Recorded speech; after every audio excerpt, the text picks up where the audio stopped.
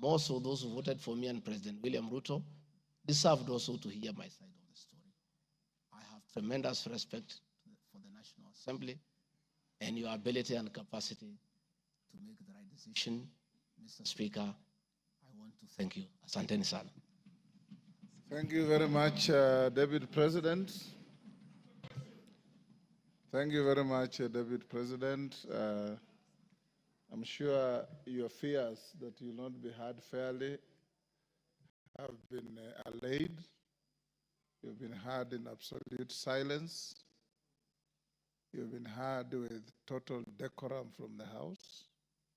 And members, I salute you for the display of your legislative maturity in giving an opportunity to a subject to a motion in the person of the Deputy President to be heard.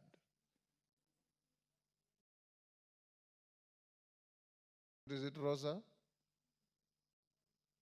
Proceedings are still going on. Who is praying? Yes, Senior Counsel.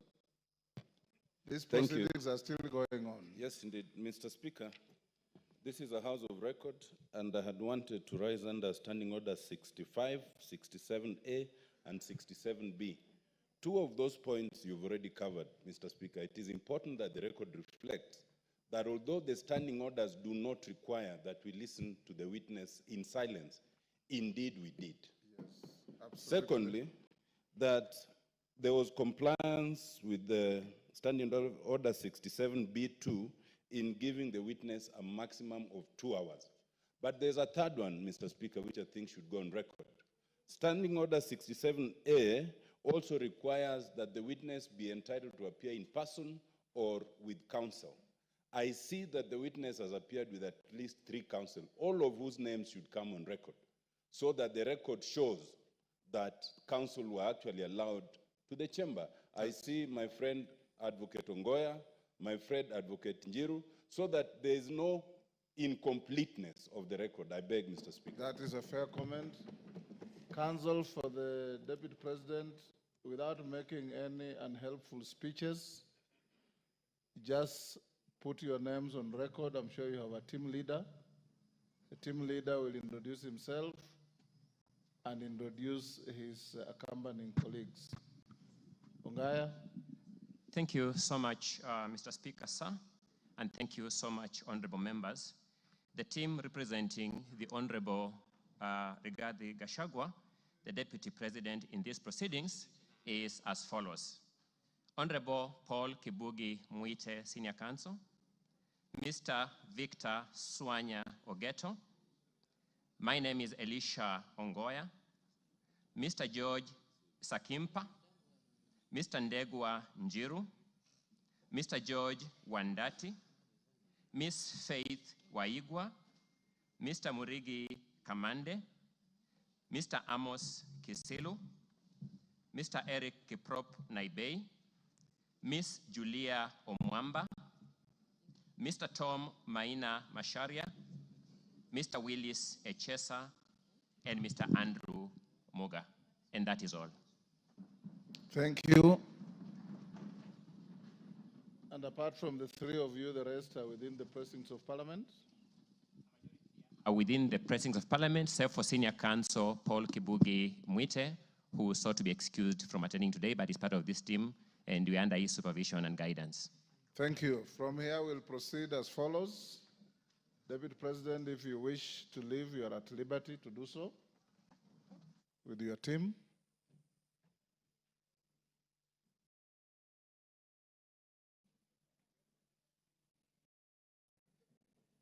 Na mwengi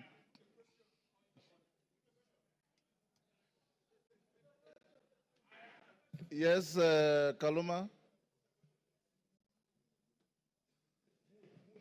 I thank you, Honorable Speaker. Honorable Speaker, our prayer at the end says that we always be fair to those who are committed to our church. And Honorable Speaker, in his address to the House this afternoon, the Deputy President appears to have referred to some documents. I know we are moving towards the end, of this particular session in considering this matter.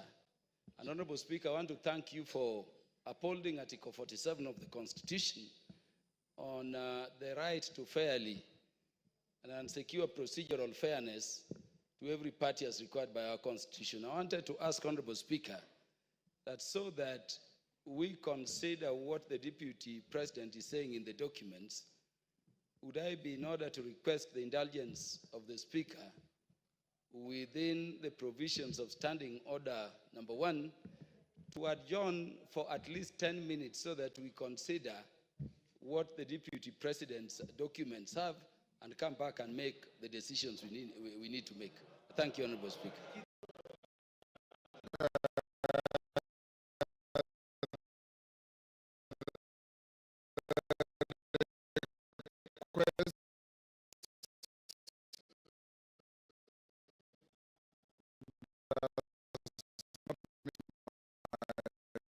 Favor?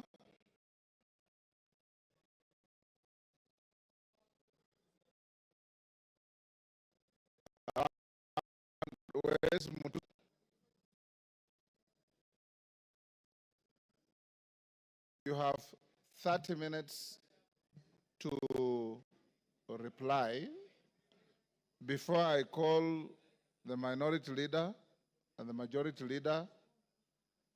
Will you exhaust your 30 minutes or you want to share out to anybody?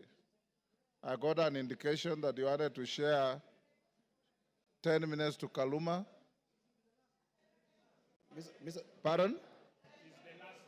I know. I am organizing the process. He's not going to be... I'm aware, Robert.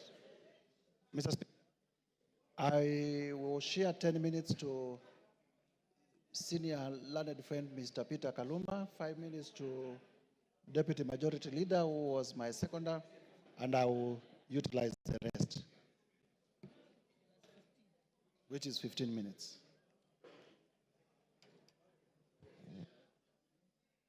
Yes.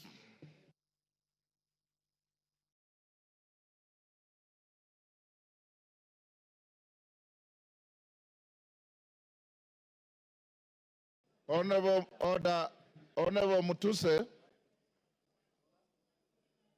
only you has the right to a second bite to the motion. Your seconder has no right to a second bite.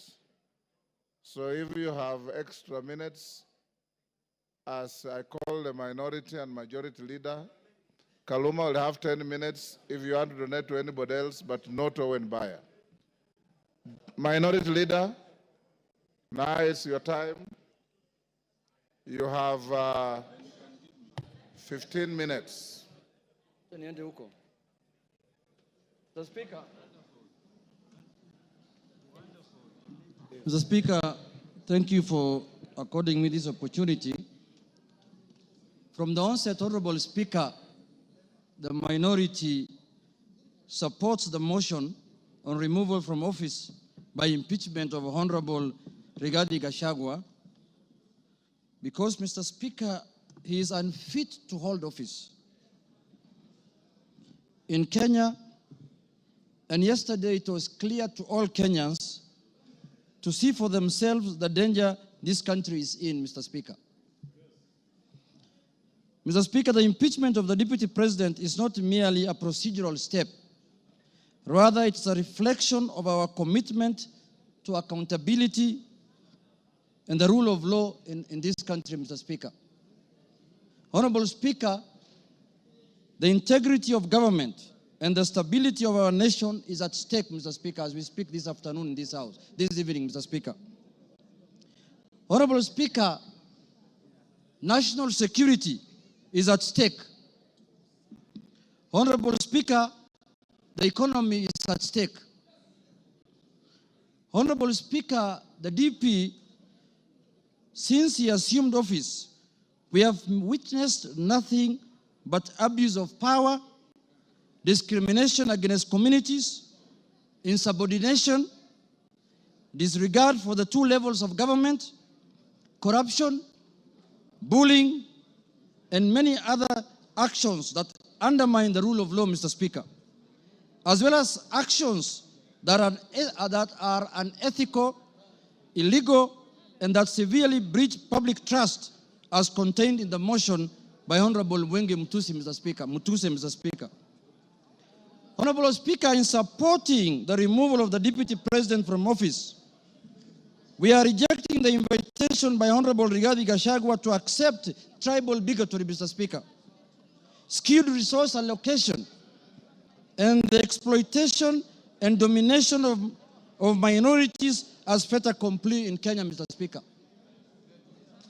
Mr. Speaker, before I move forward, or before I go on with what I wanted to say on the motion, Mr. Speaker, I would like to take this chance first to respond to some of the issues that he has raised in the House a few minutes ago, or his responses, Mr. Speaker. In the first place, his responses came very late in the day to the House, Mr. Speaker.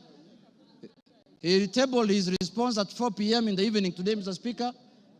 And he should have done it either yesterday evening or this morning, Mr. Speaker, so that the House can get enough time to peruse what he has said, Mr. Speaker. Mr. Speaker, one of the grounds that is being accused of Mr. Rigathi Gachagua for impeachment, Mr. Speaker, is the issue of what he calls shareholding, Mr. Speaker. He has said Kenya is a company with shareholding.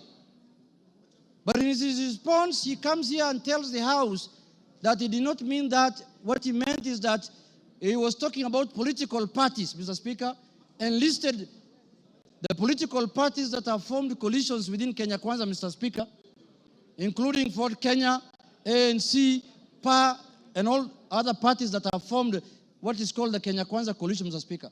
Mr. Speaker, I want to contradict what he said by saying that political parties are national in nature. Ford Kenya is a national party. ANC is a national party.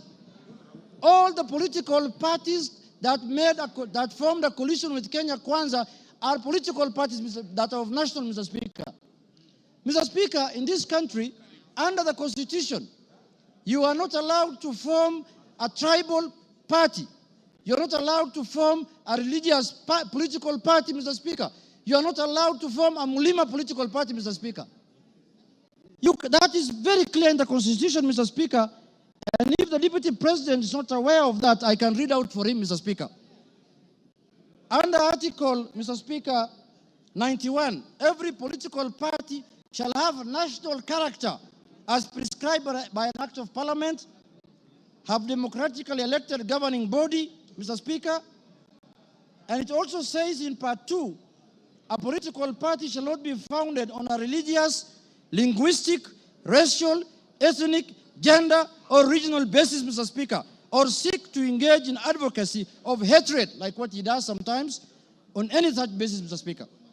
Mr. Speaker, you cannot equate political parties to what the Deputy President has been propagating for the last 2 years in this country, Mr. Speaker. The Deputy President has told Kenyans in no uncertain terms that Kenya is a shareholding company. Order, honorable members. And if you do not vote, for Kenya Kwanza, you do not have any shares, Mr. Speaker. Order, Yegon, and your team. Ngong. Mr. Speaker, members now are excited because they are not happy with the response the Deputy President has given them. Now they want to vote and go home. I know what they are doing. I know, but let's prosecute the matter. We have to respond to the issues he has brought to the House, Mr. Speaker. Mr. Speaker, political parties are not equal to regional and ethnic, conglomerations that the Deputy President has been advocating for the last 2 years, Mr. Speaker. Mr. Speaker, I want to give him a good example like ODM. ODM has sent the other day 6 experts under the broad-based government, Mr. Speaker. 6 experts. Where are those experts coming from? One is from the coast. Beatrice School is from Turkana. Oparanya is from Western. The Attorney General is from Kisumu. Mr. Speaker, him, when he's talking about 30% of Ford Kenya and 30% of ANC, he thinks those positions were given to lawyers as a community, Mr. Speaker. When Ford Kenya is a national party, those positions belong to members of Ford Kenya who are in Mombasa, who are in Migori, who are in Kakamega, who are in Bungoma, who are in Eldoret. Ford Kenya has membership in all the country, has membership, Mr. Speaker. So, Mr. Speaker, that ground is not, he cannot controvert that ground by saying that he was talking about the power sharing within Kenya Kwanza. No, he was talking about ethnic groups, Mr. Speaker. He said this government was formed by 2 ethnic groups, and that's how they are going to share power, Mr. Speaker. So that ground stands, Mr. Speaker, and that ground is impeachable, Mr. Speaker, on the Deputy President. The other issue, Mr. Speaker, I want to respond to that he has raised here, Mr. Speaker, is the issue of national security. He said that the NSIS, Mr. Speaker, can be called out whenever they are out of order, Mr. Speaker. Mr. Speaker, the man Deputy President sits in the National Security Council, Mr. Speaker. He doesn't need to call out any government organ in the streets, Mr. Speaker, like the people who do their things in the street, Mr. Speaker. He's a man who sits in every governance organ of this country, Mr. Speaker. All organs of government, all governing organs are also oversighted by committee of this House, Mr. Speaker. What happens, Mr. Speaker, in this country if every member of parliament goes out there castigating governing bodies and constitutionally created bodies of governance, Mr. Speaker? We are going to have anarchy in this country. Mr. Speaker, I am not convinced that he has answered in any way that question as to why he was castigating bodies like the NSIS and the police out there when he's the Deputy President of the Republic of Kenya. On that ground, Mr. Speaker, I feel he's impeachable on that, Mr. Speaker. He has not given us any sufficient answer to that question, Mr. Speaker. Mr. Speaker, the issue of Justice Maina. He said that he was not attacking her because of the judgments she rendered against him, Mr. Speaker. And he said that he had filed a petition with the Judicial Service Commission, Mr. Speaker. He who wants equity must come with clean hands. You cannot castigate a judge in the rallies, in burials, and then you want JSC to listen to you. You can't have both ways. If he wanted JSC to deal with that matter, if he was unhappy with the way the judge has handled his case, Mr. Speaker, he should not have castigated her in a burial, Mr. Speaker. He should not have talked about her in a very demeaning manner, Mr. Speaker. He should have kept his cool and filed his petition with the Judicial Service Commission, Mr. Speaker. On that account, Mr. Speaker, he has failed the leadership and integrity, Mr. Speaker, under the Integrity Act, Mr. Speaker, and on that account, he's impeachable, Mr. Speaker. My last point, Mr. Speaker, is the issue of the renovation of his house in Karen, or the official residence of the Deputy President Karen, Mr. Speaker. You remember the Deputy President, when he was assuming office, when he was taking oath of office at Kasarani, Mr. Speaker, the way he lectured us, the way he told us that they have inherited empty coffers, Mr. Speaker. There is no money in this country. The former regime has looted and gone with everything, and goes ahead after 2 months to renovate his house, his official residence, with over 100 million, 45 million shillings, Mr. Speaker. Imetoka wapi, Mr. Speaker? Where has that money come from? Where has that money come from? He has not convinced us in any way how that money was spent, how those companies were paid, and on that account, Mr. Speaker, because of misuse of public resources, he is impeachable on that account also, Mr. Speaker. Mr. Speaker, I want to say this. When we gave ourselves the new constitution in 2010, we knew very well that we were coming from an era where we cannot impeach the president, we cannot impeach ministers, we cannot impeach the deputy president. Kenyans gave themselves the new constitution, and they put in there Article 150, knowing very well that one day they will hold their leaders, the president, the deputy president, accountable, Mr. Speaker. And they gave that mandate to this House, Mr. Speaker, and the Senate, Parliament in general, Mr. Speaker. Mr. Speaker, I was shocked. Under the public participation, people saying that Kufa Makanga, Kufa driver, Mr. Speaker. We cannot allow the driver to die because it is an issue. We are witnessing a situation where the Makanga wants to take the steering by force. And what happens after that? The driver is carrying 55 million Kenyans, Mr. Speaker. We cannot allow the driver to die because 55 million Kenyans are going to die with him. But the Makanga, who is just hanging at the door there of the matatu, can go, Mr. Speaker. If he misbehaves, Mr. Speaker. And, if he's not doing his work properly, Mr. Speaker, the easier one to go first is the Makanga, because the Makanga is the one who should be telling the driver what to do. And they're telling us here, Kufa Makanga, Kufa driver.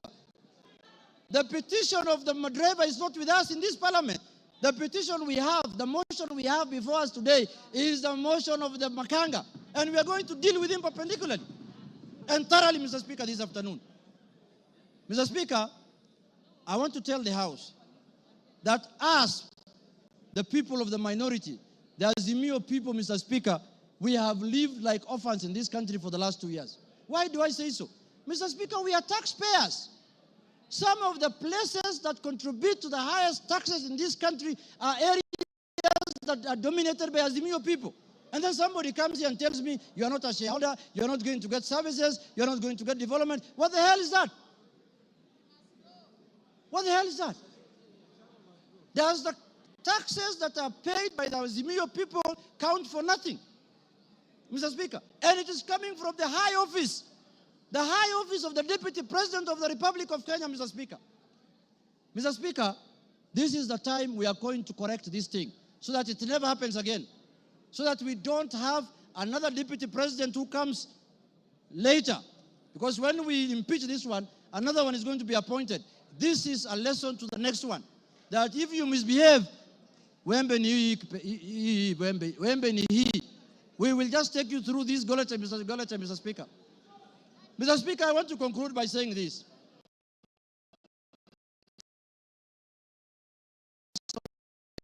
Offices. We don't have any will, any bad faith. We don't have anything that we are currently occupied by one Jeffrey Gachagua, Mr. Speaker. The office holder. And let us not personalize. The office does not belong to him, does not belong to anybody. This is a constitutional office, and the Constitution has prescribed how to deal with you when you misbehave in that office, Mr. Speaker. So, Mr. Speaker, for Kenya to become cohesive, Rigathi must do what? Rigathi must? For Kenya to become cohesive,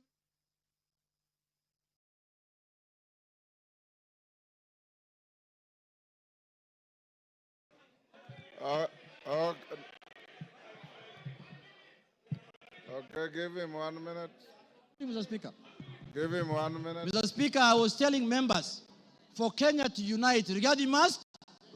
For Kenya to prosper, Rigathi must. For Kenya to have unity, Rigathi must. For shareholding to end in Kenya, Rigathi must. For us to have a peaceful country, Rigathi must. Thank you very much. That is the mood, and that is what we are going to do. Thank you, Kimani Ichung'wah.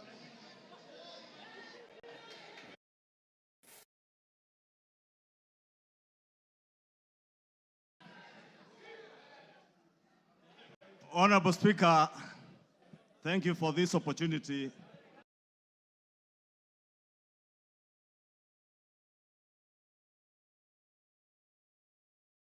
Honorable Ekomas Mutuse, the member for Kibwezi West, approached me with the impeachment motion. Honorable Speaker, I took some time not just to go through the grounds that he had stipulated for the impeachment of the Deputy President, but also to reflect on what Honorable Mutuse was asking me, not just as a member of parliament for Kikuyu and leader of majority party in this house to do, but also took time to reflect and ask the Almighty God to guide me and give me wisdom to do the right thing. Honorable Speaker, I pray to God that the Almighty God may give me wisdom to do that which is right.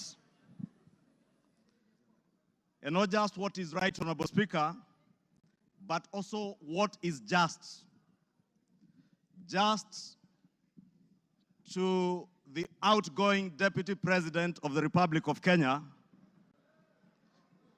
but also just, more importantly, just to the people of Kenya who turned out in their numbers in 2022 to vote in a government that they believed would create cohesion and unity and offer them opportunities to excel and prosper as a people. Honorable Speaker, as I prayed for wisdom, I was also conscious that what is right is not always easy. And what is right is not always popular. And being a son of the mountain, representing people of the Mount Kenya region, Honorable Speaker, it was clear to me that what may be popular today may not be right. And that is why I asked God to give me the wisdom to do that what is right, Honorable Speaker. And I am here today to do what is right for the people of Kenya. I am here to do what is right, not just for the people of Mount Kenya. I am here to do what is right for the greater good of the Republic of Kenya, Honorable Speaker. And that is why I rise to support this impeachment motion, Honorable Speaker. Honorable Speaker, having listened to Honorable Mutuse and all the grounds, and having looked at the Constitution, Honorable Speaker, and I would beg for us to look at Article 150 on the removal of a deputy president, the reasons as to why you may remove a deputy president from office. The first one is on the ground of physical or mental incapacity to perform the functions of that office. We have no capacity to determine the physical and mental capacity of the Deputy President, Rigathi Gachagua. But on impeachment as a second ground, the first ground is on the ground of a gross violation of a provision of this Constitution or any other law. The question that begs is whether one Rigathi Geoffrey Gachagua has contravened or has grossly violated one provision of our Constitution. And I think the Honorable Ekomas Mutuse was able to demonstrate this morning that Rigathi Gachagua has violated not one, but over 8 provisions of our Constitution, which I agree with the Honorable Mutuse. And for that reason, Rigathi Gachagua ought and must be impeached today. The second ground, Honorable Speaker, is where there are serious reasons. And Senior Counsel Otiende Amolo went to great length this morning to explain what serious, when you believe there are serious reasons that the Deputy President has committed a crime under national or international law. Honorable Speaker, behind the veneer of humility that you have seen here this evening, behind the veneer of humility that Kenyans saw on national TVs on Sunday, pretending to apologize, is a dark face of violence. Is a dark face, Honorable Speaker, that is a great danger to our nationhood, a great danger to the unity of our republic, Honorable Speaker, a danger to the cohesive existence of our nation as we see it today, Honorable Speaker. On the first ground, Honorable Speaker, on the remark of Serikali ni kampuni, it pains me, Honorable Speaker, as I say, not just as leader of majority, but as a member of parliament of Kikuyu constituency, and also as a son of the mountain, where I come from. That, Honorable Speaker, today, the community I come from is being depicted as a community that is entitled and privileged. We are a community, Honorable Speaker, that and other communities in our republic. We are a community that is known for our hard work and resilience, not for entitlement. We are a community that is peace-loving and that believes in the unity of one indivisible nation and Republic of Kenya. Rigathi Gachagua does not believe in an indivisible country. He believes in parochial, selfish, regional, and sectarian interests. And for that reason, Honorable Speaker, we ought and we should impeach the Honorable Rigathi Gachagua.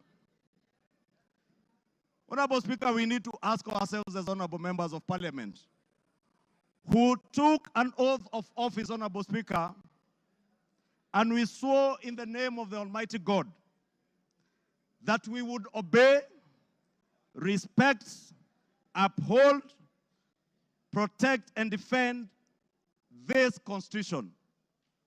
And today, Honorable Speaker, what we are being asked to do is to recall those words of the oath of office that we all took either with the Bible or with the Holy Quran in our right hands, Honorable Speaker, that for a man who has grossly violated our Constitution, whether we will stand up today to be counted as protecting and defending this Constitution by sending home one Rigathi Gachagua, Honorable Speaker.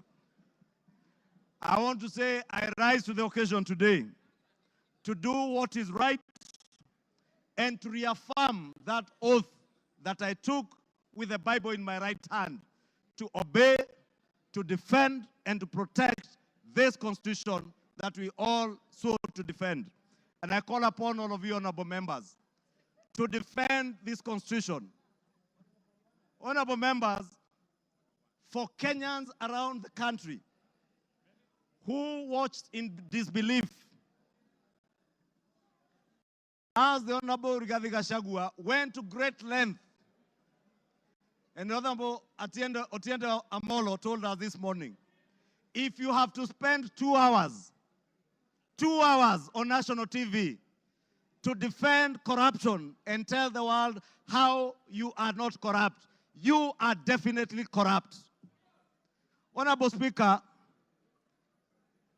the Deputy President with his legal team submitted their defense late at 4 p.m. this afternoon, imagining that we will not have the time to go through this voluminous document. If you go through what Rigathi Gachagua was telling you here, an Olive Garden Hotel, he claims that this hotel was sold by executors to a third party. Honorable Speaker, if you peruse through the documents, the third party that is said to have bought this hotel, Honorable Speaker,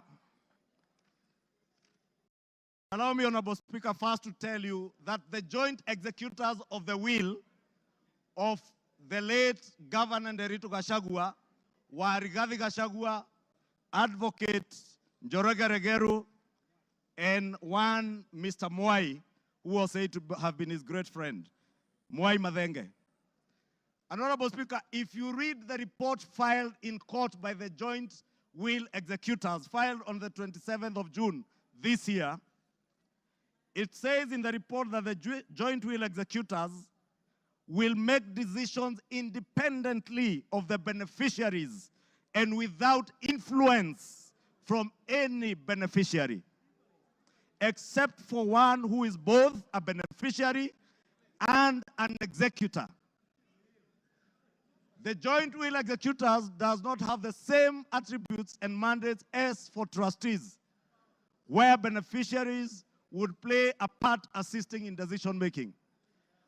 What this is saying, Honorable Speaker, a document filed in court, is that Rigathi Gachagua, as a joint will executor, was also a beneficiary of the estate of his late brother.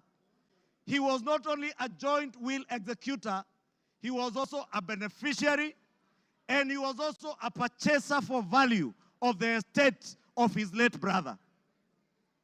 Olive Gardens is said to have been sold to one gentleman that many of us know, the Honorable Gishimu Githinji, the member for Gishugu, will tell you that the gentleman who is listed here as a purchaser for value for Olive Gardens, one Peterson Jomo Mushira, was a candidate in Gishugu constituency.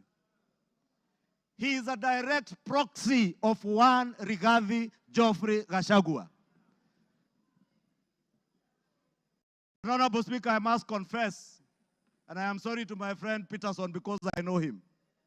I just called him this afternoon when I saw this document.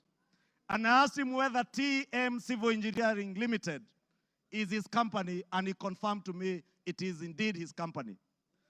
I therefore want to tell you Olive Gardens was purchased through the proxy of Peterson Jomo Mushira with 0 shares and TM Civil Engineering Limited with 6,000 shares. Those who have visited the Annex House, the office of the Deputy President, know this Jomo is a permanent fixture in the office of the Deputy President, and therefore his direct proxy. Honorable Speaker, we are also told, Honorable Speaker, that these very hardworking young Kenyans, in the names of Keith Ikino Rigathi and Kevin Gachagua Rigathi, who are listed on the CR12 of the documents that were tabled this afternoon by Rigathi, are shareholders of Vipingo Beach Resort that owns the Vipingo property in Kilifi County, the one the Honorable Chonga was speaking about.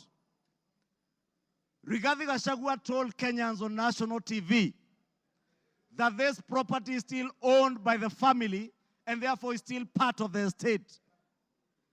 Keith Ikino and Kevin Gachagua, his sons, were not joint will executors of the estate of Nderitu Gachagua. And the owners who are listed on this CR12 is Keith Ikino Rigathi, Kevin Gachagua Rigathi, and the estate of the deceased James Nderitu Gachagua. It is a rather ingenious way of trying to hide behind the estate of his late brother. And how shameful, Honorable Speaker, that the Deputy President of the Republic of Kenya would hide behind the veil of the estate of his late brother to disguise what is outright proceeds of crime, because he is a purchaser of this property, and that is why his 2 sons are listed as directors and shareholders of Vipingo Beach Resort. But he was on national TV telling Kenyans, this is a property that belongs to the family, and we have decided to keep it.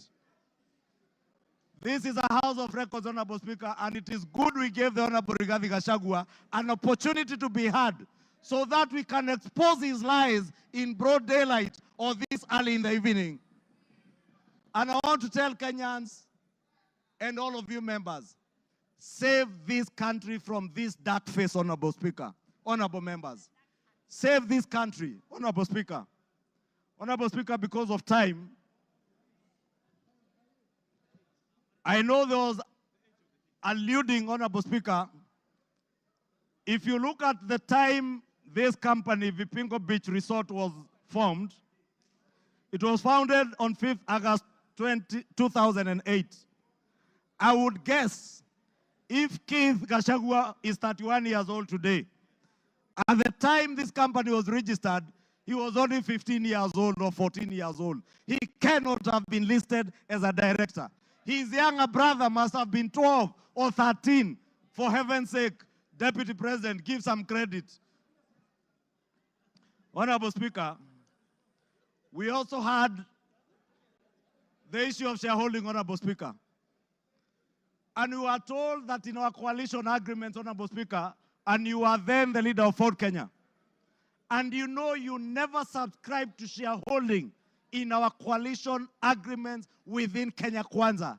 Anybody who subscribed to the Kenya Kwanza coalition was subscribing not to shares, but to an ideology, a shared ideology, not shareholding, as Rigathi Gachagua wants Kenyans to believe. Honorable Speaker, let me finish by saying, Honorable Speaker, that the mountain is intact. The mountain is intact. The mountain is intact. The mountain is intact. The mountain is named after Kenya because it belongs to all the people of Kenya. We must end ethnic balkanization.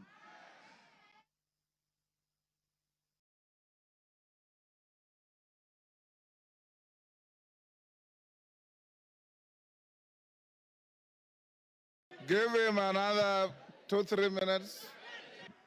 Honorable Speaker, I was saying to conclude, to end the balkanization of our country into ethnic fiefdoms under the control of warlords, we must send Rigathi Gachagua home today.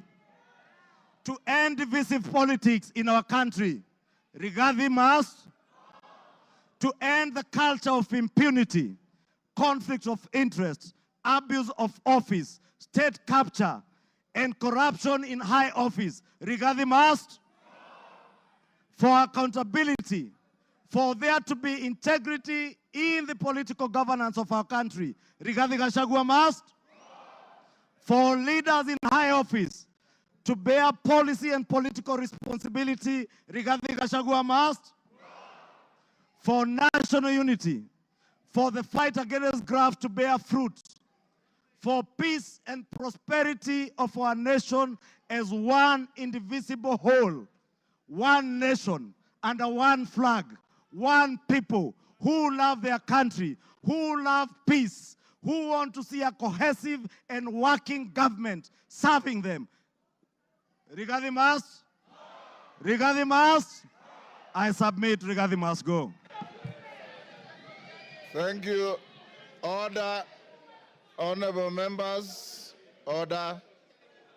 The honorable mover has donated his time as follows. Charles Nguna, CNN, you'll start with 2 minutes. Omboko Milemba will follow with 3 minutes.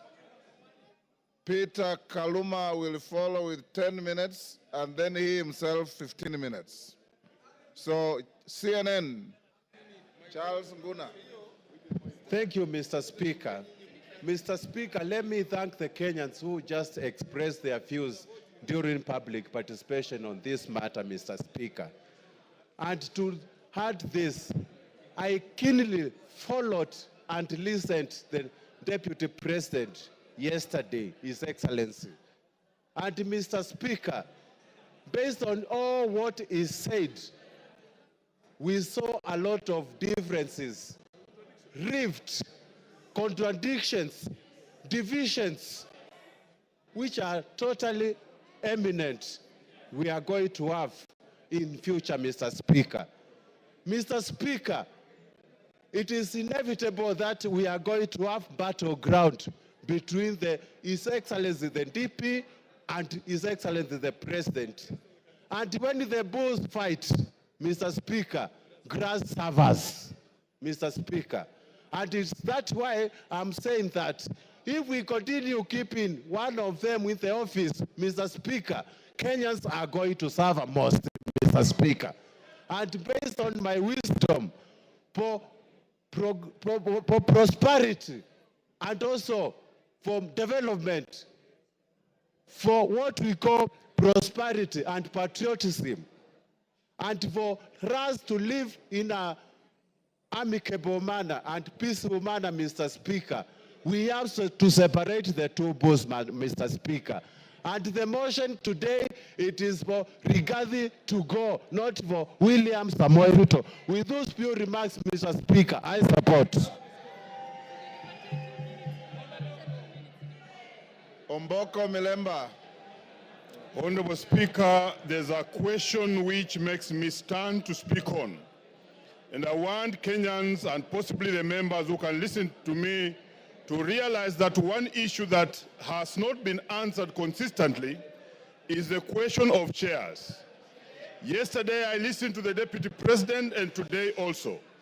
Whenever he's asked about chairs, Honorable Members, can we reduce our levels of conversation? Thank you, Honorable Speaker. Whenever he's asked about the issue of chairs, he picks ANC party agreement and Ford Kenya party agreement. And instead of answering that question, he hides in it. Finally, Honorable Speaker, I'm now holding the reply by Honorable Gachagua, and on page 333, the agreement is annexed. And I want to demonstrate to this parliament that what you have been told was wrong. Because that agreement does not talk about just power sharing for a region. He has avoided intentionally to read the entire paragraph, which says that the sharing of the political parties will also depending further on the need to achieve an inclusive government that reflects the face of Kenya, including the need to accommodate the representation of any future member party and all regions of Kenya. He avoided to read that and therefore gives an impression that there was a power sharing agreement which only confined ANC party to Western only, when ANC party is a national party. Look at this, Honorable Speaker. The only member of the ANC party we nominated was Honorable Dena Hamisi, who comes from Kwale and not Western. So this is an issue which has not been tackled. Two, he is unable to deal with Senior Counsel Tienda Molo's assertion in the morning that how would you elevate the agreements of a political party beyond the Constitution of Kenya? It's very important that as you make your decision, you get that this was a false lie. Finally, Honorable Speaker, in all this we have seen all the techniques of card stacking, of propaganda, which include card stacking, emotional appeal, branding, and that's why we have seen the name of the president being dragged in this matter today. I think the motion on the floor is for the makanga, it's not for the driver. Thank you, Honorable Speaker. I support. I have been advised by the mover that Lillian Kogo will take 2 minutes and Kaluma 8 minutes instead of 10. Lillian Kogo. I thank you so much, Honorable Speaker, and I want to thank all the members who have contributed to this motion. I rise to support. I had not given my voice to it, but Honorable Speaker, as you were speaking earlier, Honorable Speaker, I believe the Honorable Deputy President of the Republic of Kenya was following the proceedings of this House. And one of the matters, Honorable Speaker, that came out so clearly, Honorable Speaker, was the insult on women, Honorable Speaker. Women from a substantive position in this country's national development, Honorable Speaker. And Honorable Speaker, I expected that when the Deputy President came to this House, he was going to address this matter on a special way, Honorable Speaker. But I did not listen. I did not hear him. I did not hear the Deputy Speaker say when, where, how. The Deputy President, sorry. I did not hear the Deputy President, one Honorable Rigathi Gachagua, answer to the question of saying that one noble member of this House, the Honorable Gachagua, is a Malaya, Honorable Speaker. It concerns me, and I wanted the Honorable Rigathi Gachagua to tell this House where, how, when, who witnessed him sleep with one Gachagua and how he felt. We wanted to know, because we are not going to allow women to be used with derogatory language moving forward, Honorable Speaker. It is nobody's choice to be a Malaya. These are mothers. It is nobody's choice to be a Malaya. These are our sisters. It is not. Time up. Peter Kaluma. Peter Kaluma.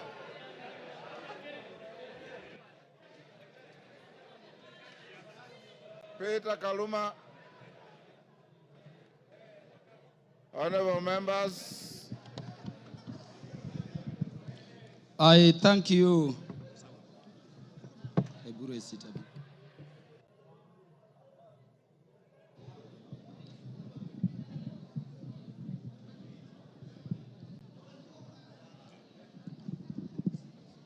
Yeah, Honorable Speaker, I thank you in a very special way. Honorable Speaker, I have this benefit of speaking after listening both to the mover of the motion and to the Deputy President, who is the subject matter of this motion. And so, Honorable Speaker, I can look at it from all perspectives. Honorable Speaker, allow me to start by saying that I listened to the Deputy President, as I did to Honorable Mutuse, with the mind of a lawyer, looking at how the grounds have been addressed, their particulars, and how they have been addressed by the two respective parties. And Honorable Speaker, let me begin by saying that I don't know what happened, but we had Honorable Mutuse presented before this assembly a motion seeking to impeach the Deputy President on up to 11 grounds. And Honorable Speaker, I don't know whether it is by act of omission or commission, or it is just the nature of some people.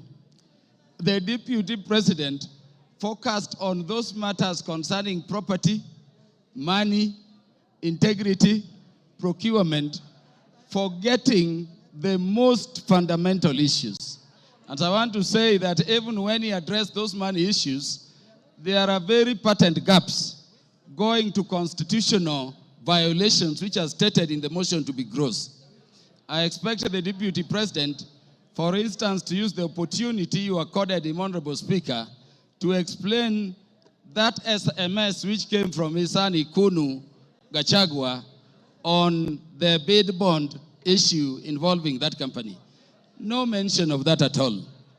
Honorable Speaker, before I go to the matters I want to address in substance, let me thank you, the Honorable Speaker of the National Assembly, for ensuring that the process this House is going through has been very fair.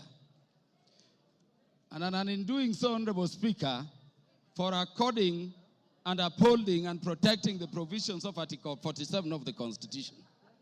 I hear people still saying that the courts will intervene. But I'm thanking you for this, Honorable Speaker, because the only time the courts intervene is if we have not secured a party procedural fairness. This motion was advertised across the country for the participation of Kenyans. And Honorable Speaker, allow me to reiterate this short data in 1 minute. 146,429 Kenyans said that the Deputy President should be impeached. And that, Honorable Speaker, constitutes 65.11% of the people of Kenyans. 76,026 of Kenyans said the Deputy President should not be impeached, coming to 33.8% of those Kenyans. Honorable Speaker, 2,452 Kenyans said Kufa Makanga, Kufa Dereva, and those other things. And there are the others. And Honorable Speaker, in terms of our constituency, which is Homa Bay Town constituency, 1,080 Kenyans whom I represent said the Deputy President should be impeached. And Honorable Speaker, that constitutes 89.81% of the population of the people of Homa Bay who are duly notified. 54 Kenyans in Homa Bay Town constituency constituting 5%, said the deputy president should not be impeached. And then 56, which is another percentage there, said other things, including Kufa driver, Kufa Makanga. Honorable Speaker, let me clarify this other issue also. That the courts have persistently and consistently said that public participation must be meaningful. If public participation should be meaningful, and Honorable Speaker, you made it so open, at the county headquarters involving all constituencies, and then all constituency officers remained open on that day, and you notified it to the public, Honorable Speaker, following that order of court, then really, there is nothing much for us to continue debating here. If public participation is to be meaningful, then the Kenyans have spoken. And as their representatives, we can only give meaning to what they say during public participation by securing what they have said, which is that the deputy president should be impeached. Honorable Speaker, because I'm running fast, let me say that this constitution has been termed a living document. And Honorable Speaker, if you look at ground one, people take it lightly. But Honorable Speaker, the idea of the unity of our nation has been the one thing which has been disturbing the people of Kenya in terms of being a nation for very long. Honorable Speaker, allow me to read the preamble of the Constitution. And this is what it says. We, the people of Kenya, proud of our ethnic, cultural, and religious diversity, and determined to live in peace and unity as one indivisible, sovereign nation. When the Kenyans were making this constitution, they identified the need for unity as one people, as one thing they had to deal with. Honorable Speaker, I request the members to look at Article 4, Sub-Article 2 of the Constitution. It says Kenya is a multi-party democratic state founded on the national values and principles of governance under Article 10 of the Constitution. And Honorable Speaker, people have said so many things about this Constitution. But let me say today, before this House, Honorable Speaker, that Article 10 of the Constitution, if this spirit has a soul, if this Constitution has a spirit, then you can only find it in Article 10 of the Constitution. At Article 10, Sub-Article 2, those national values which were identified by the people of Kenya during constitution making as the things which Kenya needs to address are the following, Honorable Speaker.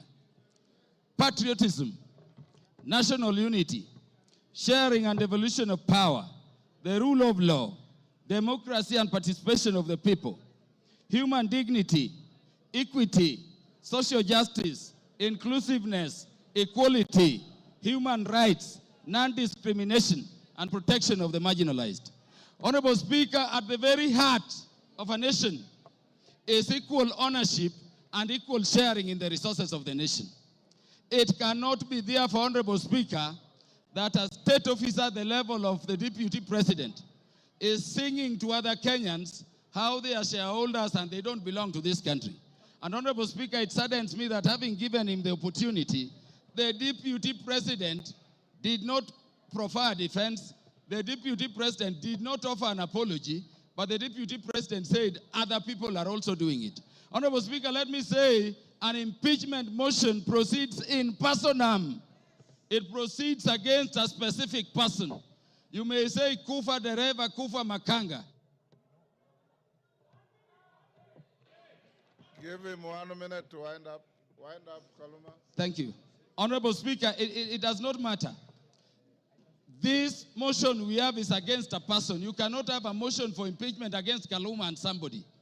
Those who are saying Kufa driver, Kufa Makamba, bring the driver and we will also consider it on the merit. And on account of that, Honorable Speaker, this person must go. Honorable Speaker, in the few seconds remaining, let me say that when Westgate came under attack, I lost a cousin in the name of Jackson Port. He was the first one to be shot there. When Garissa University came under attack, Honorable Speaker, I lost Solomon Oludo from Marindi, a son of our land I educated at Ubiero Primary School. Honorable Speaker, we have no problem holding the security apparatus of the nation, to account. But Honorable Speaker, we cannot have a situation where you talk that recklessly in public about our national intelligence service being dysfunctional. For a state which is permanently under terror target and attack, and by the way, in the Security Committee, each minute we are fighting terrorists. You cannot speak that way and come back and say it is normal. Honorable Speaker, how can you be a principal assistant to the president when each time the president leaves the country, you are organizing rallies to incite ethnic animosity against your own government? Honorable Speaker, how can you be a principal assistant to His Excellency the President when the President is having a press conference in Nairobi and you are having a separate one instead of standing with him to calm the nation from Mombasa to say that the President, in fact, there is a problem and is a dysfunction in government? Time up, Mutuse. You have 15 minutes. Very good. Thank you, Mr. Speaker. Thank you, Mr. Speaker. Before I begin my reply to the motion, please allow me to table additional documents, being a newspaper advert that was placed by His Excellency the Deputy President in today's newspapers, and also the video recording of his speech yesterday, because they are material to these proceedings. Go ahead. Request granted.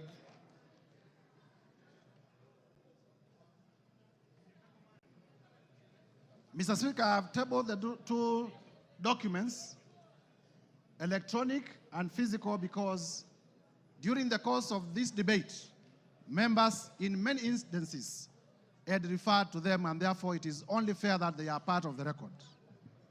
Number two, Mr. Speaker, allow me to thank... The documents were available to me earlier, and I ruled that they are admitted.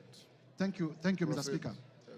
I want to be very brief because I know the National Assembly of the Republic of Kenya wants to make a decision on the matter of impeachment of His Excellency Rigathi Gachagua.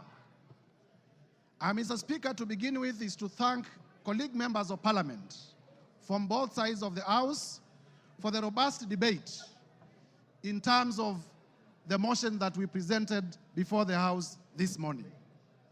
Mr. Speaker, I also want to thank Kenyans in their millions from all over the Republic, because in the course of this debate, Kenyans have been commending, Kenyans have been exercising their democratic right through public participation, through their right to odd opinions, and we have not witnessed a single incident of violence anywhere in the Republic. There had been vitisho that if you table an impeachment motion for a person of the magnitude of the Deputy President, there may be violence, people will lose lives. But I thank Kenyans because Kenyans have proven once again that we are a peaceful country and we are able to engage in our democratic processes without violence. Mr. Speaker, allow me to re-examine some of the few issues that have come through the response. First is to let Kenyans know that His Excellency Rigathi Gachagua has filed a response of 501 pages, and the response has come at 4 p.m., and I was only able to be given the response about an hour ago. And therefore, in terms of the doctrine of equality of arms, I feel that I needed adequate time so that I may be able, during my reply, to respond to some of the things that he has raised in his response. However, be that as it may, I want to refer members to page 99 of his response. In the morning, I did tell members that His Excellency Rigathi Gachagua has acquired properties through corruption and through money laundering. And when he has come before this House, he has told you that the hotel that he acquired in Nyeri was acquired through a loan. However, the only document exhibited as evidence of that loan is a letter of offer from Credit Bank Limited. There is no evidence exhibited by Mr. Rigathi Gachagua, the current deputy president, to the effect that the loan was actually finalized, to the effect that he actually got the loan. Mr. Speaker, as a term of the letter of offer, in terms of lien and set-off, and I read, a lien and set-off of a fixed deposits of LN Crystal Kenya Limited for an aggregate amount of 300 million Kenya shillings. Interest accrued shall be credited to your deposit settlement account. Mr. Speaker, in simple terms, what this means is that Mr. Rigathi Gachagua had a fixed amount in cash of 300 million in his account, which was going to be used as a security. I asked Mr. Rigathi Gachagua to tell us where he had gotten these 300 million, if my allegations that he is laundering money are not true. And therefore, by virtue of his response, it confirms my assertions that he has monies, he has wealth, he has cash that is suspect. If you may give me my phone. In terms of whether Kenya is a company or not. Do you want information from member for West Mugirango? Yes, you may. Go ahead. Mr. Speaker, I want to inform the Honorable Mutuse that the director for Credit Bank Kenya Limited is one Grace Nyachai, who hails from Nyeri and is a relative of His Excellency Rigathi Gachagua, and therefore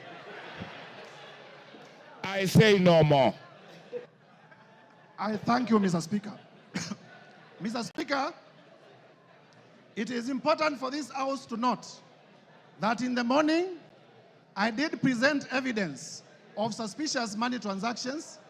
I did present evidence that His Excellency Rigathi Gachagua, either by himself or through relatives or through proxies, has acquired properties that are way beyond his known sources of income, and that evidence remains uncontroverted. Turning, Mr. Speaker, to the issue of whether Kenya is a company owned by shareholders. Mr.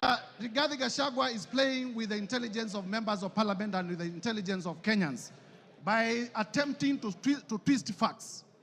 First, in terms of the law, companies are registered under the Companies Act. They are not registered under the Political Parties Act. So to come before Kenyans and to say that there were coalition agreements registered and therefore those coalition agreements are companies is to play around with our intelligence, because we know companies are registered under the Companies Act, they are not registered under the Political Parties Act. Further, Mr. Speaker, this Rigathi Gachagua was selectively chosen the sections of the Kenya Kwanza's coalition agreement to rely on, and he has failed to read the document in whole. Under clause 20 of the Kenya Kwanza coalition agreement, that clause provides as follows: that there is need to achieve an inclusive government that reflects the face of Kenya. Rigathi Gachagua chose not to tell us that the coalition agreement also talked about the face of Kenya and not a company of some people to the exclusion of others. Clause 6 of the Kenya Kwanza coalition agreement provides for respect for constitutionalism. The articles of the Constitution that I stated. It provides for respect to the rule of law. It provides for respect to the national values and principles of government under Article 10. And it provides for respect to devolution. Mr. Rigathi Gachagua did not tell us that. Clause 22G of the coalition agreement among the Kenya Kwanza political parties provides that there will be adjustments that may be necessary to accommodate the development priorities of other parts of the country to ensure equitable distribution of Kenya's national resources and wealth for the benefit of every citizen and every part of Kenya. This Mr. Rigathi Gachagua could not tell you because it was going to destroy his case. And therefore, honorable members, I urge you to find that Mr. Rigathi Gachagua, in his assertions about shareholding and a company, it was not in reference to political parties, it was in reference to regions, it was in reference to communities, and the evidence that we provided remains uncontroverted, and this ground must be confirmed. Mr. Speaker, on the issue of KEMSA, again, to show a man who is a flip-flop, yesterday on live television, Honorable Rigathi Gachagua admitted that he personally called Dr. Andrew Mulwa by his own phone yesterday on television. Today, appearing before us, he denies that he did not call him. So, which part of his testimony do we believe?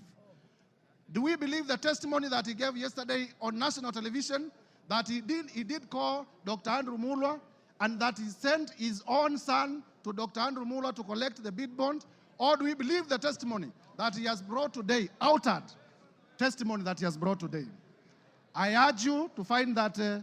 Rigathi Gachagua indeed did call to influence investigations. On the issue of cabinet, Mr. Speaker, if you may allow me just 1 minute. On the issue of cabinet resolution, he has admitted and proceeded to justify that despite the existence of a valid cabinet decision in a cabinet meeting that he sat, he chose to defy that cabinet decision. And for that reason, Mr. Gachagua, by his own admission, must be removed from government. Mr. Speaker, as I conclude, this is the National Assembly of the Republic of Kenya. And for the National Assembly of the Republic of Kenya to assert its constitutional authority, Mr. Rigathi Gachagua must be impeached today. I urge members. Mr. Rigathi Gachagua, we have heard from members here, has made inflammatory remarks against the women of the Republic. For the respect of the women of the Republic of Kenya, Mr. Rigathi Gachagua must be impeached today. We have heard that Mr. Rigathi Gachagua has disinherited the widows of his own brother. And for the widows of Kenya, beginning from Madeira, to be safe, Mr. Rigathi Gachagua must be impeached today. And therefore, I urge members to find favor with my motion from clause 1 to clause 11. And as you vote to impeach Mr. Rigathi Gachagua. I thank you, Mr. Speaker, and I beg to move. Thank you. Honorable members on their feet, take your seats. Take your seats. Take your seats. Brighton, take your seats. Today you are very mobile.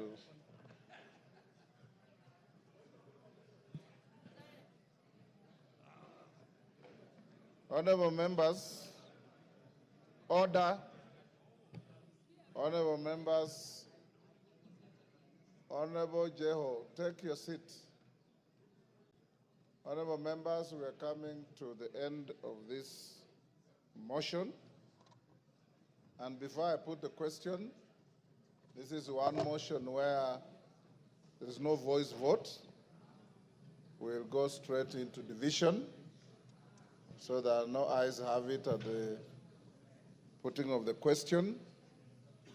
The House Business Committee yesterday deliberated on the manner of voting, and it was unanimously agreed that there will be a roll call vote.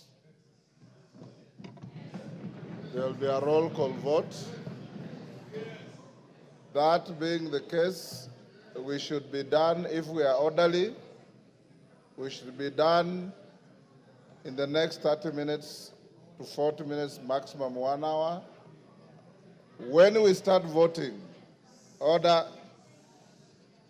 When we start voting, I'll instruct the clerk and the teller, having conducted yourselves exemplarily well, any member who precedes his or her vote with a preamble or a speech or a statement will be a spoiled vote. Once you are called, order. The vote is simply yes or no. Time for speeches have extinguished in the debate. I now put the question. Of course, there are always three: yes, no, abstention. Order, member for West Mugirango. There's nothing out of order. Honorable members, I now put the question, which is that pursuant to the provisions of Articles 145 and 151B and 2 of the Constitution and Standing Order 64 and 65, this House resolves to remove from office by impeachment His Excellency Honorable Gachagua, EGH, the Deputy President of the Republic of Kenya, on the following grounds. 1.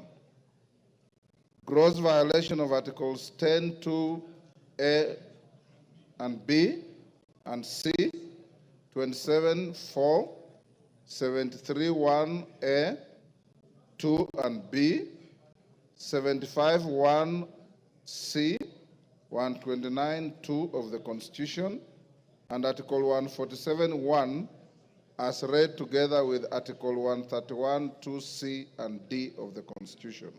2. Gross violation of Articles 147(1) and 152(1) of the Constitution by undermining the President and the Cabinet and the effective discharge of the national government executive mandate. 3. Gross violation of Articles 6(2), 10(2)A, 174, 186(1), 189(1), and the 4th schedule to the Constitution by undermining devolution. 4. Gross violation of Article 161 of the Constitution on the institutional and decisional independence of judges. 5. Gross violation of Articles 3(1) and 148(5)A of the Constitution on the fidelity to the oath of office and allegiance. 6. Serious reasons to believe that His Excellency the Deputy President has committed crimes under Sections 13(1)A and 62 of the National Cohesion and Integration Act. 7. Serious reasons to believe that His Excellency the Deputy President has committed gross economic crimes under Sections 45(1), 46, 47(a)(3), and 48(1) of the Anti-Corruption and Economic Crimes Act and Sections 2, 3, 4, and 7 of the Proceeds of Crime and Anti-Money Laundering Act. 8. Serious reasons to believe that His Excellency the Deputy President has committed crimes by continuously misleading members of the public through false, malicious, divisive, and insightful remarks that are contrary to the provisions of Section 132 of the Penal Code and Section 29 of the Leadership and Integrity Act. 9. Gross misconduct that is incompatible with the high calling and dignified status of the office of the Deputy President, a member of the Cabinet and the National Security Council. His Excellency the Deputy President has publicly attacked and undermined the work of the National Intelligence Service and its officers. 10.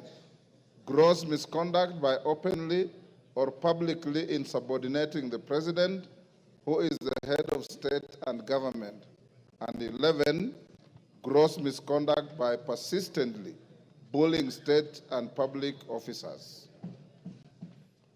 I now direct that the division bell be rung for 5 minutes. Then thereafter, we will go into voting process. As we do so, can the whips give us, yes, Jeanette? Mr. Speaker, I propose that only the whips should be allowed to go out of the chambers, Mr. Speaker. The rest should remain seated. Yeah. Only the whips should be allowed to go out, Mr. Speaker. The rest of the members can sit and hold their things on the. That's the rule. That's the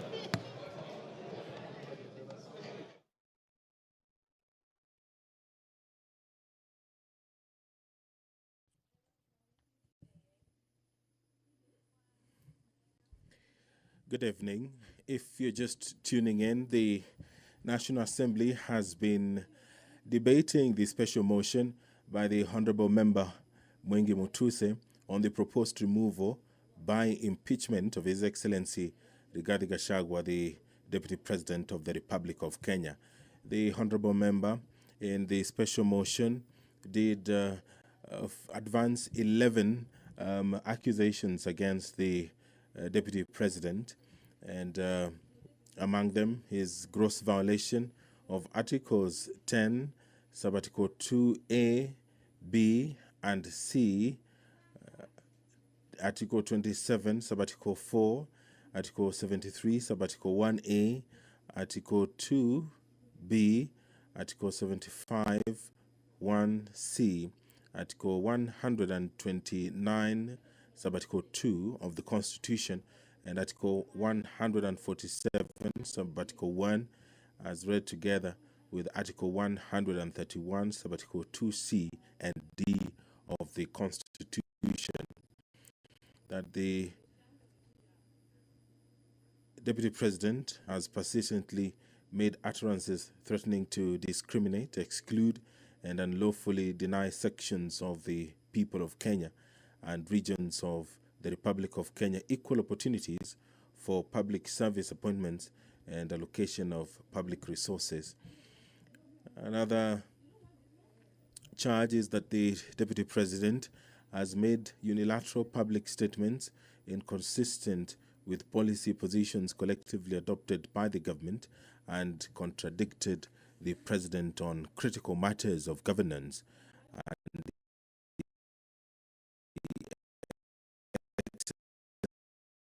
exercise of the President's function as a theme of the county government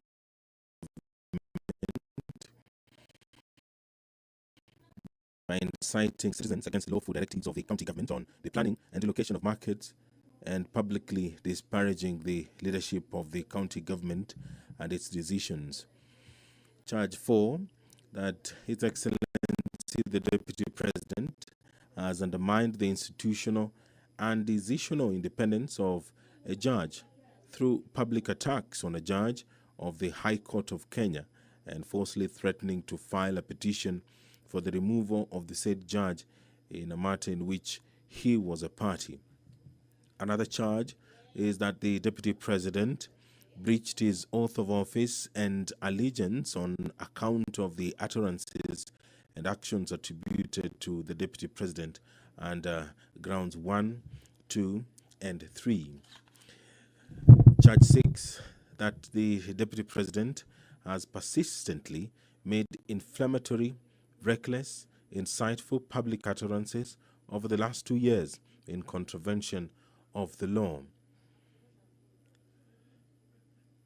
Charge 7, that His Excellency the Deputy President has committed gross economic crimes, namely conflict of interest, abuse of office, and conspiracy to commit crimes under sections by inexplicably amassing property estimated at 5.2 billion shillings that is incompatible with his known legitimate income and by trading with the office of the Deputy President through proxies. Another charge is serious reasons to believe that His Excellency the Deputy President has committed crimes by continuously misleading members of the public through false, malicious, divisive, and insightful remarks that are contrary to the provisions of Section 132 of the Penal Code and Section 29 of the Leadership and Integrity Act. Charge 9, gross misconduct that is incompatible with the high calling and dignified status of the office of the Deputy President, a member of the Cabinet and the National Security Council. His Excellency the Deputy President has publicly attacked and undermined the work of the National Intelligence Service and its officers. Charge 10, gross misconduct by openly or publicly insubordinating the President, who is the head of state and government, and Charge 11, gross misconduct by persistently bullying state and public officers. The Deputy President was some minutes after 5 p.m.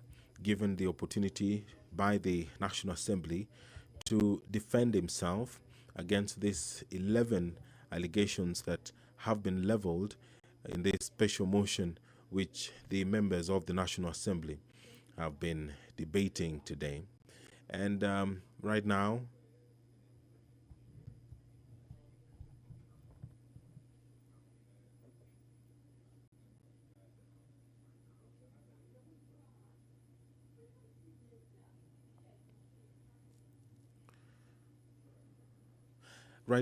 the respective leadership in the House is whipping members to come into the chambers to allow the division to proceed.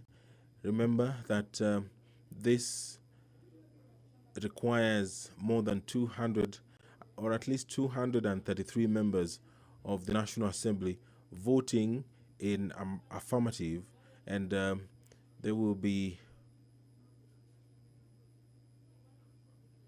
doing so through a roll call.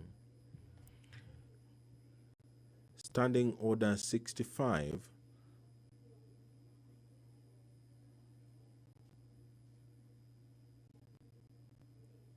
Standing Order 65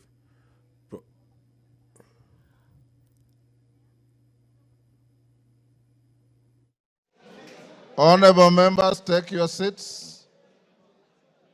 Whips, you are satisfied your members are all in the House?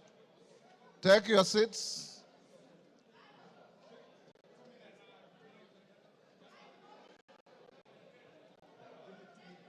Okay. You have 2 minutes. Members who are on their feet, take your seats. Thank you.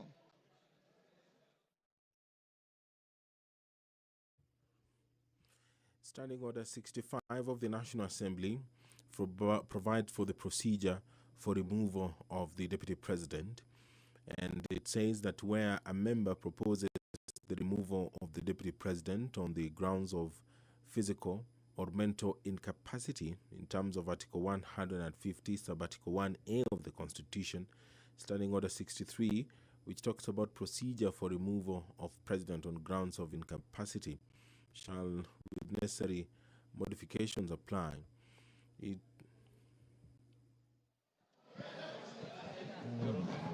have to do something about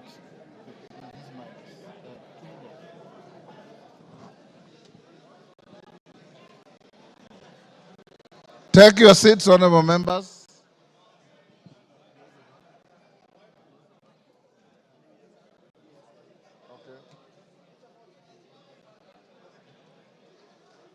Osoro and Millie, are all your troops in the House? I want to draw the bar.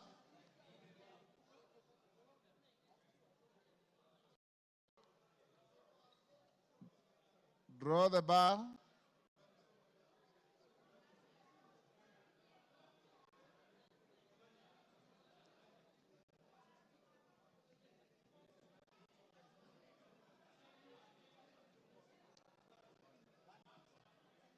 Take your seats.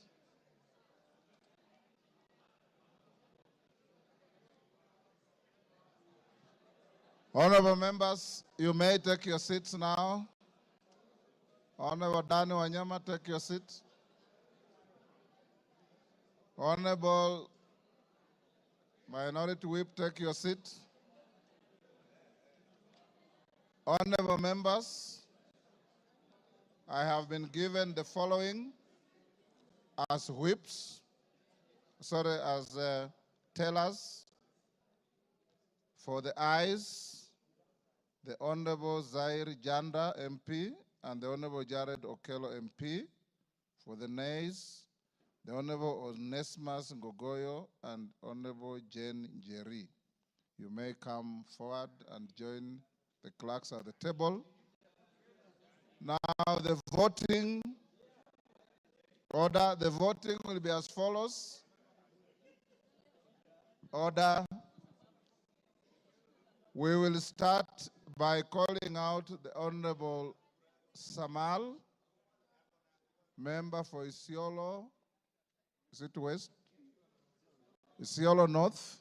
You all know Honorable Samal has a condition and he needs to be assisted. So the clerk and the tellers will go to where he is. The clerk and one on either side go and take Honorable Samal's vote. Once you are done, the constituencies are numbered alphabetically from A to Z. So we'll start with probably Ainamoi is normally the first, and we'll end up with the last. Pardon?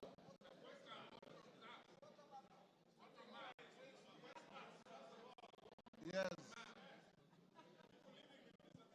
Okay, Njoroge, take the vote of Honorable Samal, Honorable Kosge, and Honorable Wanyonyi. Then go alphabetically for everybody else.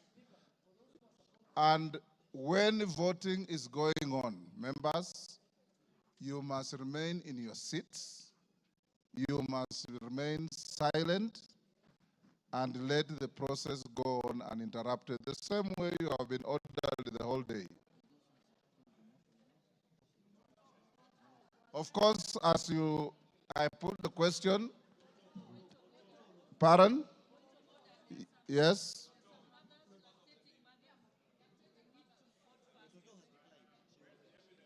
Toto has already indicated to the clerks that she'll wait and vote like everybody else. So she's not in a special case. Is Mother Wangara also lactating? I didn't know that. Now, clerk, those who are supporting the motion are voting yes. Those who are not are voting no. The tellers are, as I've told you, for yes, Janda and Okello, for no's, Kasheri and Gogoyo. Clerk, over to you. Voting starts now. Isiolo North, Lomwa Joseph Samal. Westlands, Wetangula Timothy Wanyonyi.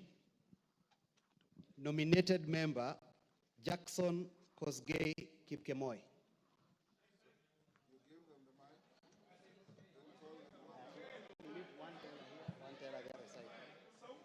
Who will go there?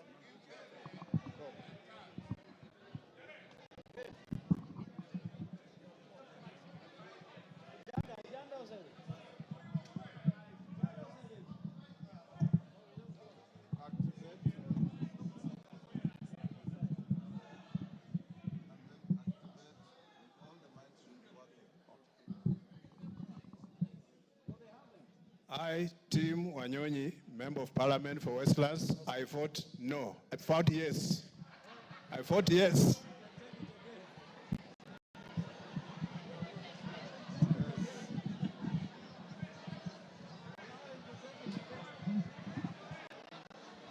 Order, honorable members.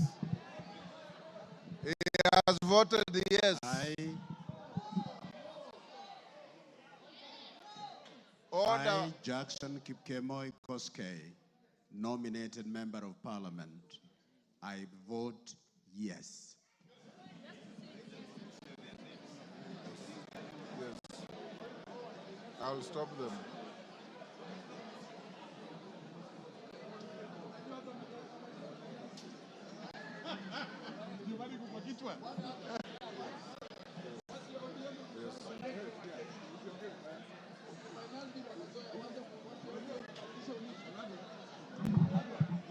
You are done with Honorable Samal?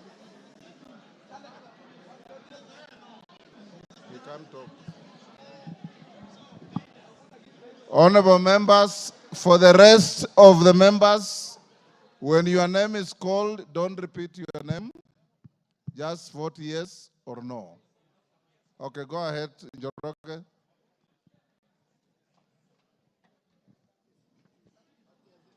Ainab Koi, Samuel Chepkonga, Aina Moi, Benjamin Langat, Aldai, Marian Kitani, Alego Usonga, Samuel Atandi, Awendo, John Walter Owino, Bahati, Irene Joki, Balambala, Shurie Abdi Omar, Baringo County, Florence Jamatia, Baringo Central, Joshua Kandie, Baringo North, Joseph Maglap, Baringo South, Charles Cameron, Belgut, Nelson Koech,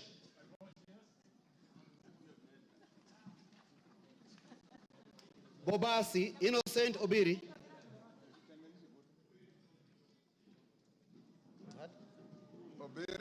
Bobasi, Innocent Obiri,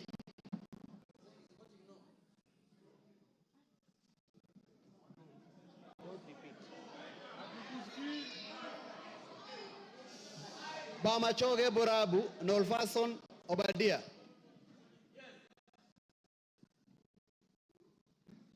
Bamachoge Chache, Alpha Miruka Ondiek, Bomet County, Linet Chepkorir Toto,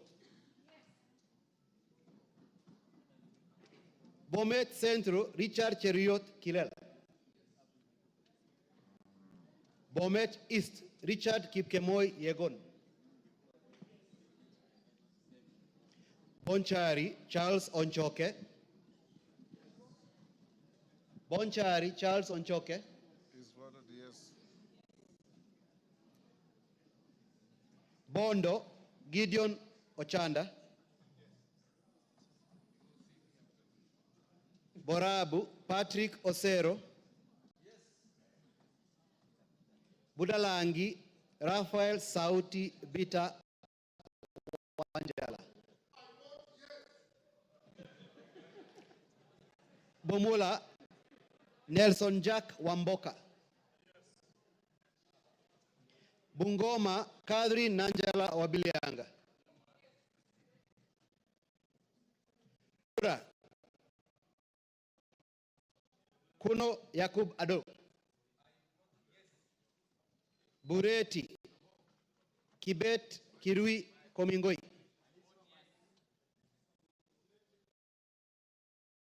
Busia County, Omanyo Kadri Nahambi, Omanyo Kadri Nahambi, Butere Nicholas Tindi Mwale, Butula Joseph Oyula,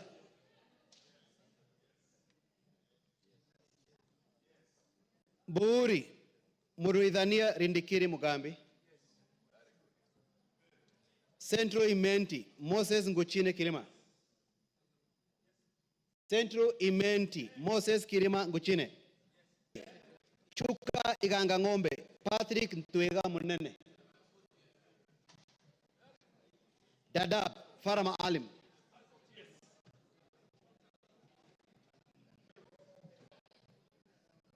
Eldas Adan Kinan, Elgeo Marakwet County, Ngerechei Jepto Caroline, Embakasi Central, Gadhiro Majadonk Benjamin, Embakasi East, Babu Owino Ongili,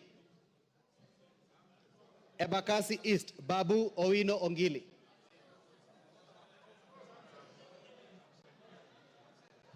Embakasi North, James Gakuya. Embakasi South, Julius Mawade.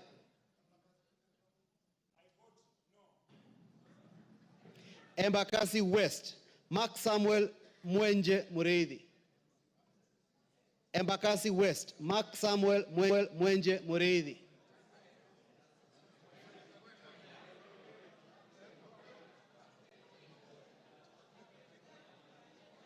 Embu County, Double N Pamela Njoki.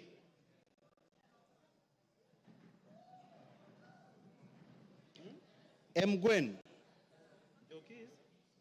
No. Mgwen. Lelmegit Jose Gipto. Emuhaya Omboko Milemba. Emura Dikir Johanna Ngeno. Endebes Robert Pukose. Fafi Yakub Farah. Funyula Oundo Wilberforce. Galole Said Buya Hiribai Said Poster. Ganze Charo Kenneth Tungule. Garissa County, Udgon Amina Siad.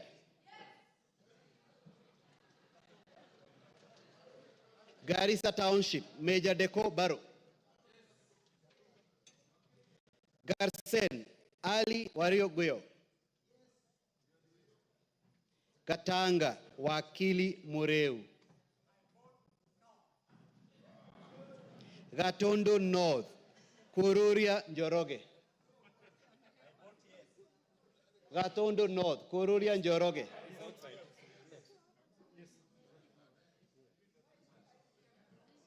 Gatondo South, Gabriel Gaduka Kagombe. Gem, Elisha Odhiambo. Gichugu, Robert Gichimu. Gilgil, Mother Wangari Wanjira. Gilgil, Mother Wangari Wanjira. Gilgil, Mother Wangari Wanjira. Githunguri, Gadhoni wa Mochomba.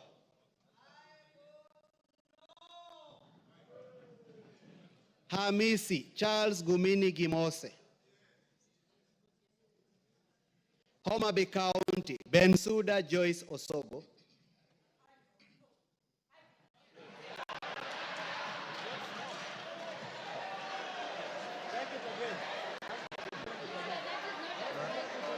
Pardon?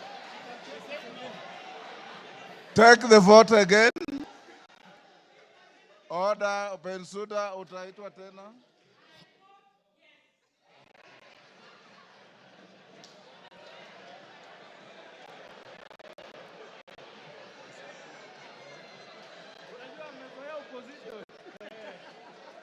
Homa Bay Town. Order, members, order. Homa Bay Town, George Peter Kaluma. Igembe Central, Daniel Karidho Kili. Igembe North, Taitumu Julius. Igembe South, John Paul Mwirigi. Ijara, Abdi Ali Abdi. Ikolomani, Shinali Bennett. Isiolo County, Mumina Bonaya. Isiolo North, Isiolo South, Bidu Tubi Mohammed.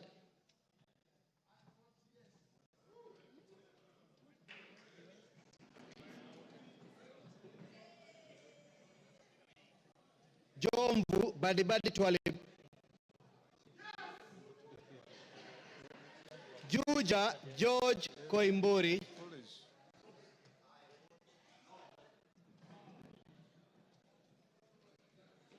Kabete James Gidua wa Mashukuru. Kabete James Gidua wa Mashukuru. Kabondo Kasipul Ivo Bara. Kabuchai Kalasinga Joseph.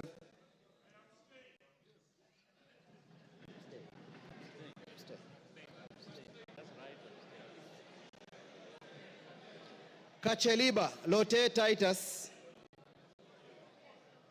Kacheliba Lote Titus. Kaiti Joshua Kivinda Kimilu. Kaiti Joshua Kivinda Kimilu. Kaiti Joshua Kivinda Kimilu.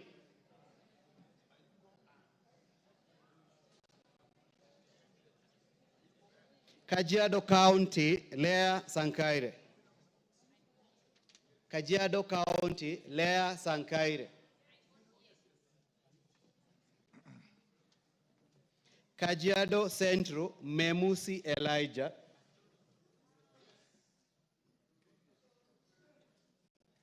Kajiado East Kakuta Maimai. Kajiado North Onesimus Ngogoyo. Kajiado South Parashina Samuel Sakimba. Kajiado West Sunkuya George.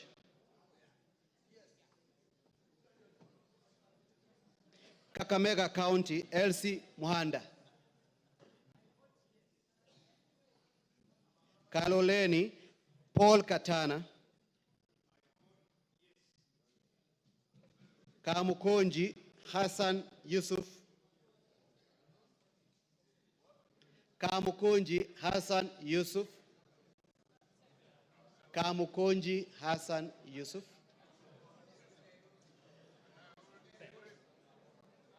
Kandara Chege Njuguna. Kandui John Makali.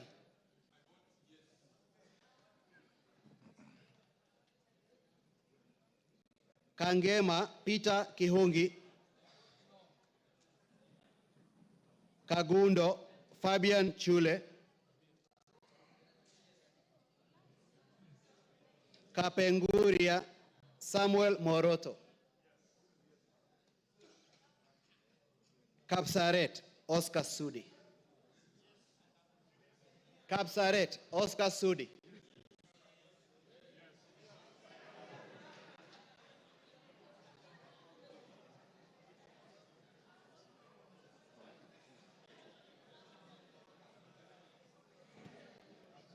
Karachuonyo Okwome Andrew Adipo. Kasarani Karauri Ronald Kamwiko. Kasipul Were Charles Ongondo.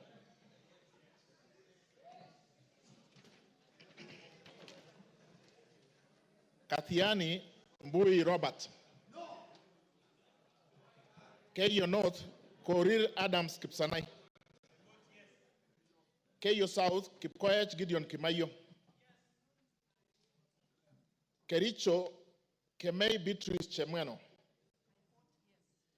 Keses Ruto Julius Kipleting.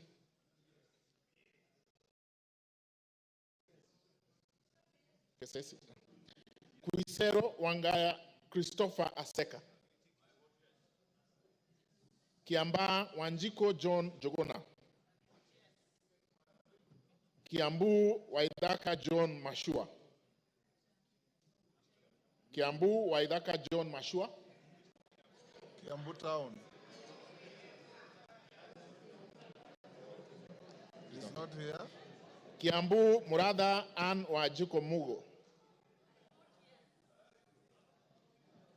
Kibra Orero Peter Ochieng. Kibwezi Mbalu Jessica Nduku Kiko. Kibwezi West Mutuse Ekomas Mwengi. Kieni Wainaina Anthony Njoroge.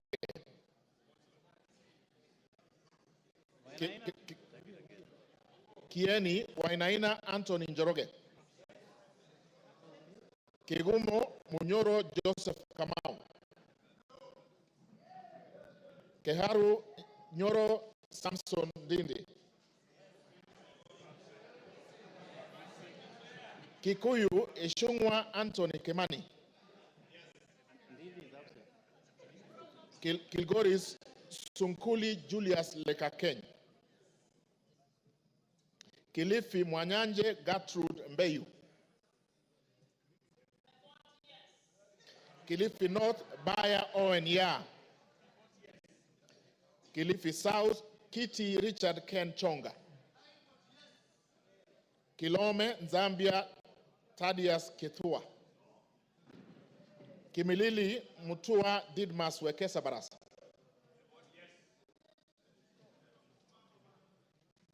Kiminini Bisao Morris Kakai. Kinango Rai Samuel Gonzi. Gonzi Rai.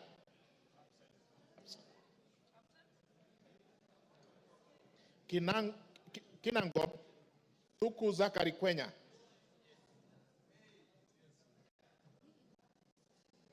Voted. It's voted. Kipipiri Muhia Wanjiko. Kipkelion East Cheroro Joseph Kimutai. Kipkelion West Hilary Kiplangat Koskei. Kirinyaga Jane Jerry Maina. Kirinyaga Central Gitari Joseph Gashoki.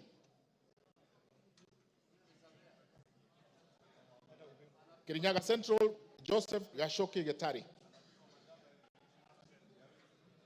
Kisauni Bedzimba Rashid Juma. Kisi Donya Doris Aburi.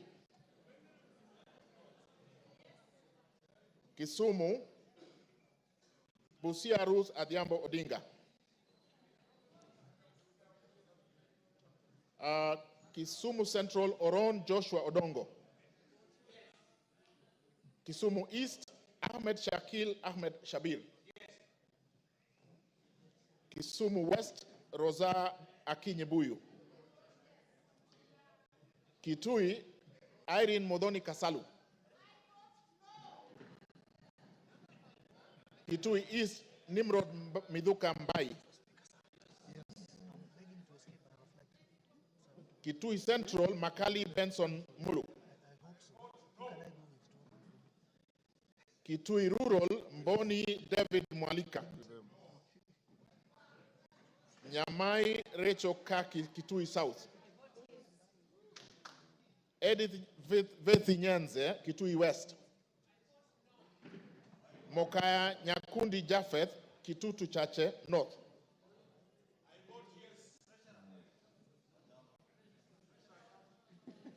We take it from where? I will repeat from Kitui South. Rachel Kakinyamai. She voted. Yes. Nyanza Edith Vethi. She voted. Nyakundi Japheth Mokaya. I vote yes. Kibagendi Anthony.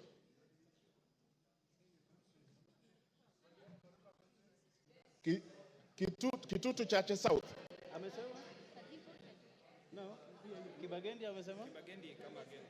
Kibagendi. Kitutu Chache South, Kibagendi Anthony. Clive, Kitutu Masabak, Clive Ombane Gisairo.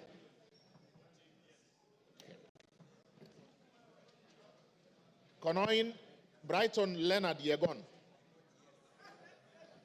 Kuresoi North, Mutai Alfred Kibrono. Kuresoi North. Okay. Joseph Kipkoske Tanui, Kuresoi South. Okay. Kuria East, Masairo Marwa Kitayama. Kuria West, Robi Matthias Nyamabe. Kwale, Masito Fatuma Hamisi. Kwanza, Wanyonyi Ferdinand Kevin. Lafi, Abdurrahman Mohammed Abdi. Lakdera, Mohammed Abdikadir Hussein. Laikipia, Jane Wangeshi Kagiri. Laikipia East, Festus Mwangi Kionjuri.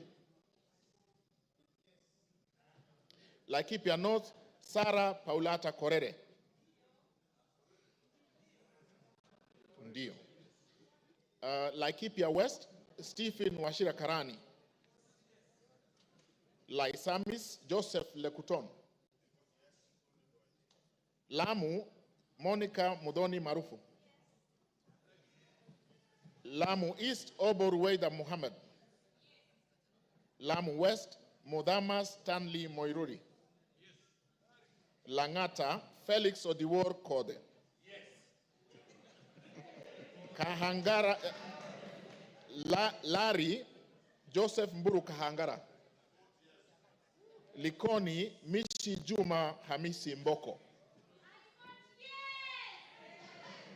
Likuyani, Innocent Maino Mugabe. Limuru, John Kiragu Shege. Loima, Akuja Protas Ewesit. Luanda, Dick Maungu Oyugi. Thank you. Nabii Nabwera Daraja Lugari. Lunga Chiforomondo Mangale Munga. Lurambi Titus Hamala Mkhwana. Maara Jafet Miriti Kareke Mbyuki.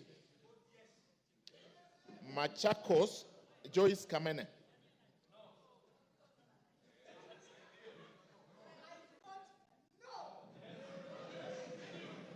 Machakos Town, Caleb Mutiso Mule.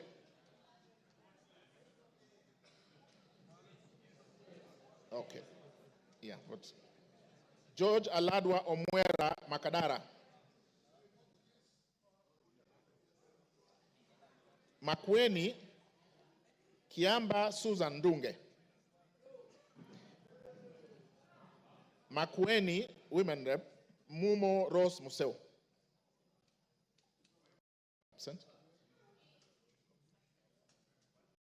Can I repeat? Makweni Mumo Rose Museo. Malava Moses Malulu Injendi. Malindi Amina Laura Munyazi. Mandera North Abdullahi Bashir Sheikh. Mandera Khair Kasim Sheikh. Mandera East Abdurrahman Hussein Wetan Mohammed. Mandera South Abdul Ibrahim Haro. Mandera West Yusuf Adan Haji. Manyata John Gitonga Mwaniki Mokunji. Maragwa Mary Wamaua Waidira Njoroge. Marakwet East David Kangogo Bowen. Marakwet West Timothy Kipchumba Toroitich. Marsabit Naomi Jilo Wako.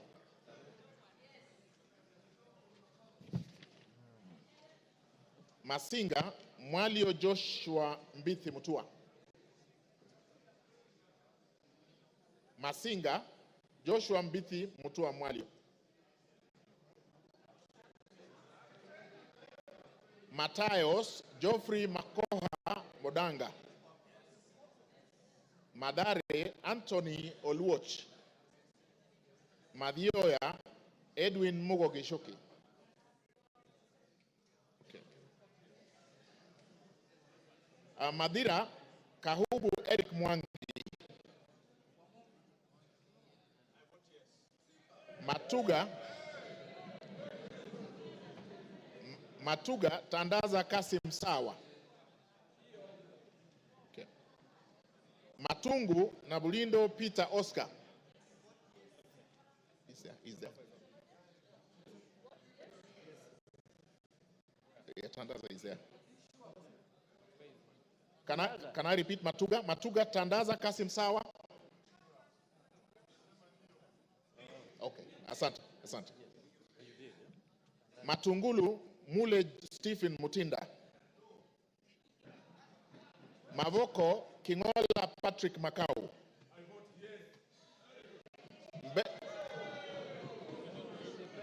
Mbera North Geoffrey Kariuki Kiringa. Mbera South Nebat Bernard Murioki. Mboni Nzioka Erastus Kivasu. Meru Kailemia Elizabeth Karab.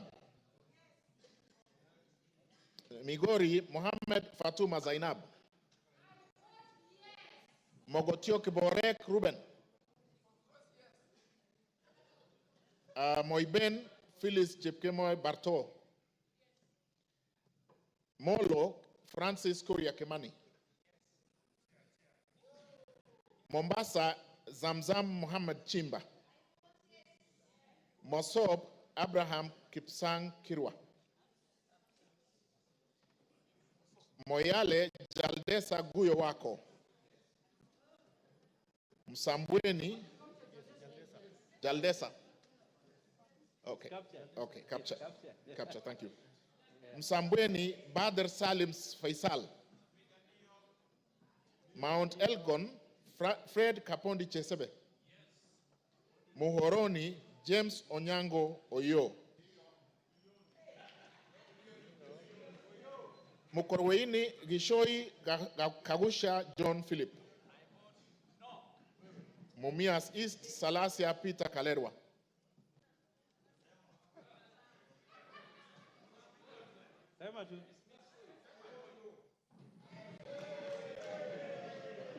Mumias West Naika Johnson Manya.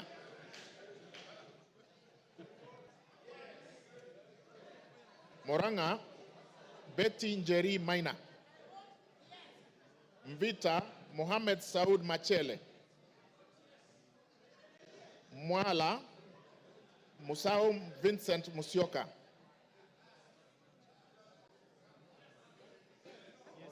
Okay, done. Mwatate Peter Mbogo Shake. Peter Mbogo Shake. Thank you. Mwea Mary Maingi. Mwingi Central Gideon Mutemi Muliungi. Mwingi North Paul Musimi Nzengu. Mwingi West Charles Ngusi Anguna.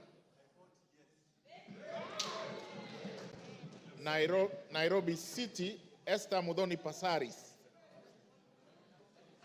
Naivasha Kihara Jane Wanjiru Njeri. Nakuru Chelule. Can I repeat Naivasha? Kihara Jane Wanjiru Njeri.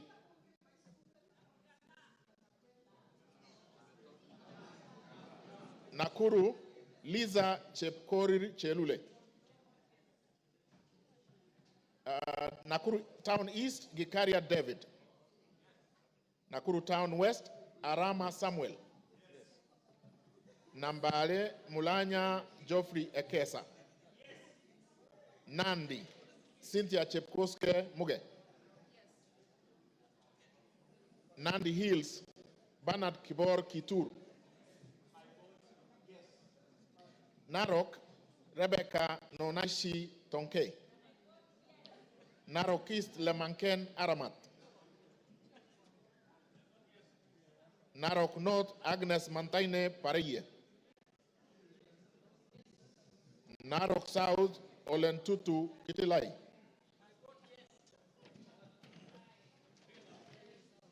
Narok West Gabriel Koshal Tongoyo. Navajolo Emmanuel Wangwe. Ndaragwa Gachagua George N. Ndiwa Martin Peter Sowino. Ndia GK George Masharia Kariuki. Njoro Charity Katambi Chepkwony.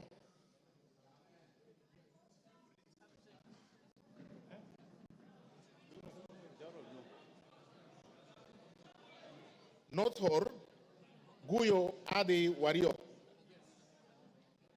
North Imenti Abdul Rahim Dawood. North Mogirango Joash Nyamache Nyamoko. Nyakach Joshua Aduma War. Nyali Mohammed Ali Mohammed. Nyamira Jerusha Momanyi Mongina. Mohammed Ali is here. Yes, he's voted. I repeat, Nyamira Jerusha Momanyi Mongina. Thank you. Nyandarua Gitao Faith Wairemo. Nyando Okelo Jared Odoyo. Nyando votes yes. Nyaribari Chache Zahid Janda. Yes. Nyaribari Masaba Daniel Ogwo Kamanduku. Nyatike Tom Boya Odege. Nyeri Rahab Mokame Washira.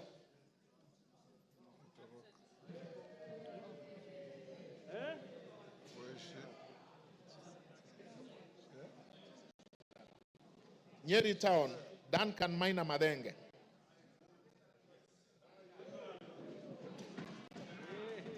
Oljororok Moshira Michael Mwangi. Olkalau David Joguna Kiaraho. Odaya Michael Wambogo Wainaina. Pokot South David Losiakau Kosing. Rabai Mupe Anthony Nkenga. I have been asked to repeat Pokot South. Pokot South, Kosing David Losiakau. Thank you. Rabai Anthony Kenga Mupe. Rangwe Gogo Linian Achieng. Rarieda Amolo Paul Otiende. Rongai Paul Kibetchebor. Rongo Paul Abur. Roysambu Agustin Kamade Mwafrika. Ruaraka Francis Kajwang Tom Joseph. Roiro Kingara Simon Nganga. Runyenjes Karemba Eric Muchangi Njiru. Sabatia Sloya Clement Logova. Saboti Caleb Amisi Luyai. Saku Raso Dido Ali. Samburu Pauline Lenguris. Samburu East Jackson Lekumontare Lentoijoni. Samburu North Dominic Eli Letipila. Samburu West Josephine Naisula Lesuda. Seme James Wambura Nyikal. Shinyalu Frederick Lusuli Ikana. Siaya Odwor Christine Ombaka. Sigor Peter Lochakapong. Sigor Awetsoin Justice Kipsang Kemei.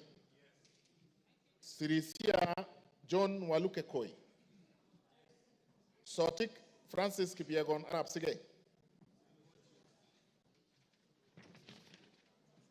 South Imenti Idinji Shadrach Mwiti.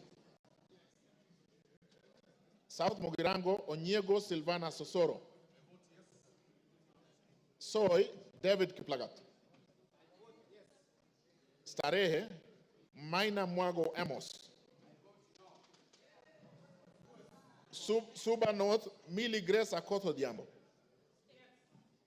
Suba South, Karoli Omondi. Subukia, Kashobe Samuel Kenudia.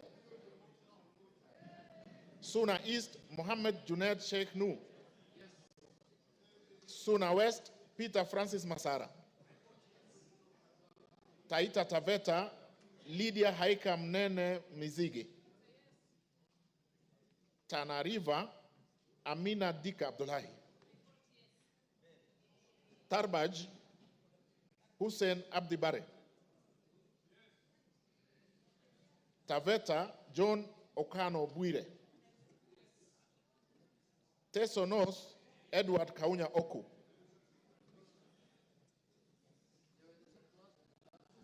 Teso South, can I repeat Teso North? Oku Edward Kaunya. Thank you. Teso North, Oku Edward Kaunya. Yeah, he has voted. Sorry, Teso South, Otucho Mary Emase. Tetu, Geoffrey Wandeto Mwangi. Daraka, Murugara George Gitonga. Daraka Nithi, Susan Ngugi Nduyo. Thika Town, Nganga Alice Wamboi. Tiati, William Kamket Kasait. Tigania East, Lawrence Purwaburi. Tigania West, John Kanwithia Motunga. Tinderet, Julius Melikibiwot. Tongaren, John Murumba Chikati. Transoia, Lilian Chebetsiyoy. Tarbo, Janet Chepkemboy Sitiene. Turkana, Cecilia Asinyen Gitit. Turkana Central, Joseph Namwar Emathe. Turkana East, Nicholas Ngikor Nixon Ngikolong.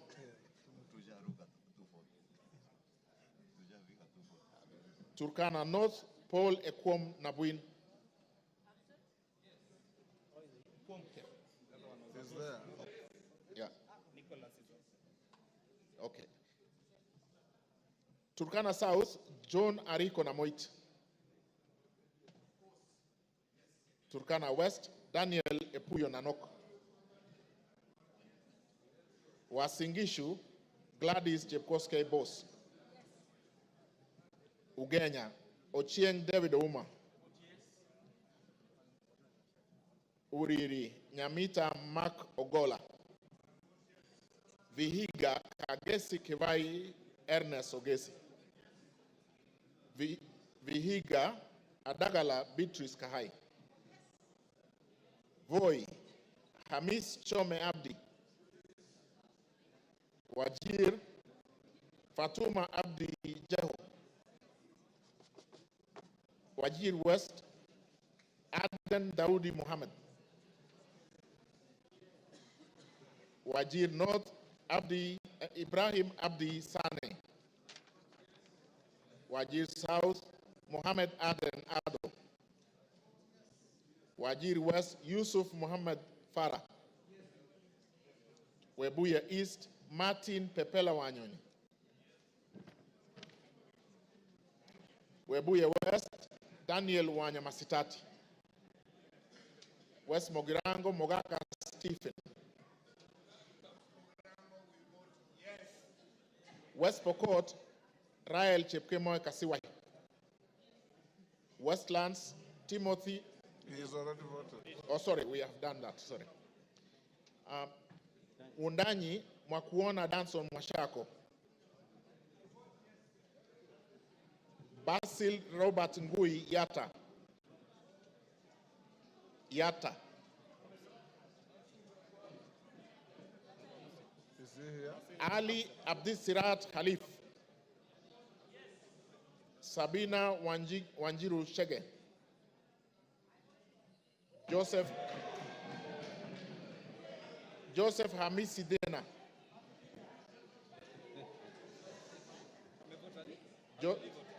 My vote yes. Joseph Hamisi Dena. Okay. Suleka Hulbale Harun. Dorothy Mudoni Kiara. Joseph Wainaina Iraya. Irene. Joseph Wainaina Iraya. He's voted. Okay. Yes. Irene Nyakerario Mayaka. Umulher Harun Muhammad. Teresia Wanjiro Mwangi. No. Abubakar Ahmed Tali. Yeah? Abubakar Tali. Thank you.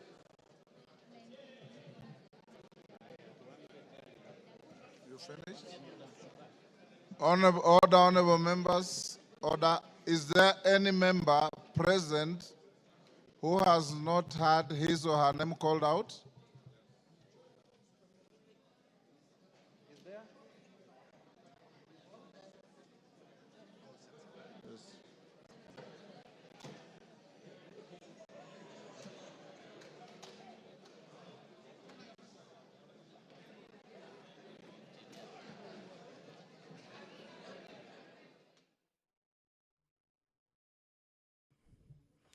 Good evening.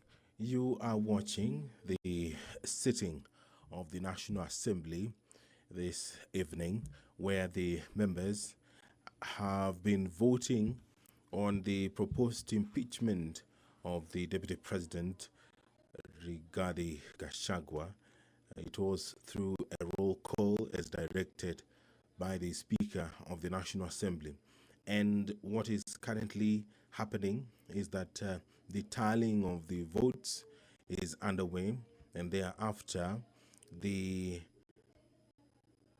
pronouncement will be made as to how the members of the National Assembly voted this evening. This special motion was moved by the Honorable Member Mwengi Mutuse, and in that special motion he did list 11 grounds on the reasons as to why the Deputy President, Rigathi Gachagua, should be impeached as Kenya's second in command.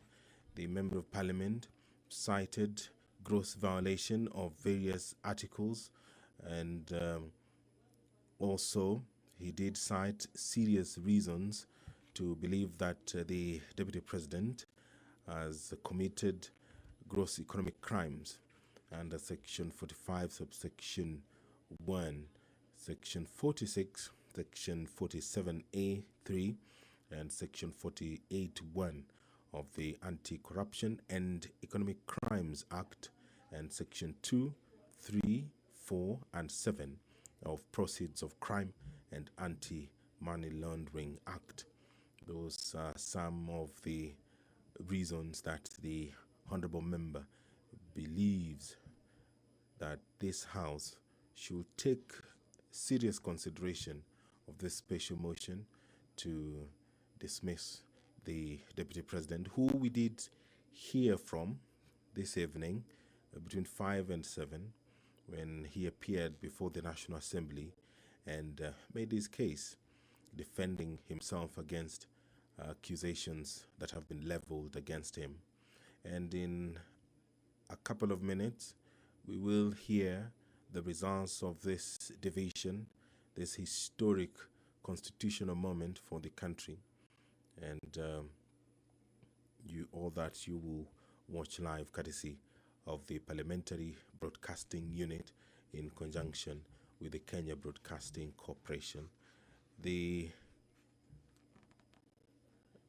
National Assembly was guided by the standing orders, the procedure for removal of the Deputy President, where a member proposes the removal of the Deputy President on the grounds of physical, or mental incapacity in terms of Article 150, Sub-Article 1A of the Constitution, Standing Order 63, which talks about the procedure for removal of president on grounds of incapacity, shall with necessary modifications apply. And Part 2 of the Standing Order 65, where a member proposes to impeach the Deputy President in terms of Article 150, Sub-Article 1B of the Constitution, Standing Order 64, procedure for removal of President by impeachment shall apply with necessary modifications.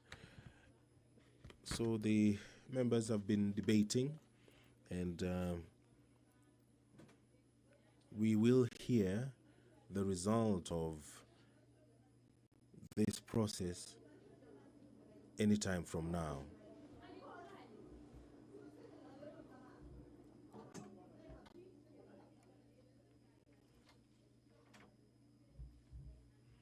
Standing Order 64 of the National Assembly provides for the procedure for removal of president by impeachment. Now, the Standing Order 65 borrows heavily from Standing Order 64, and these procedures,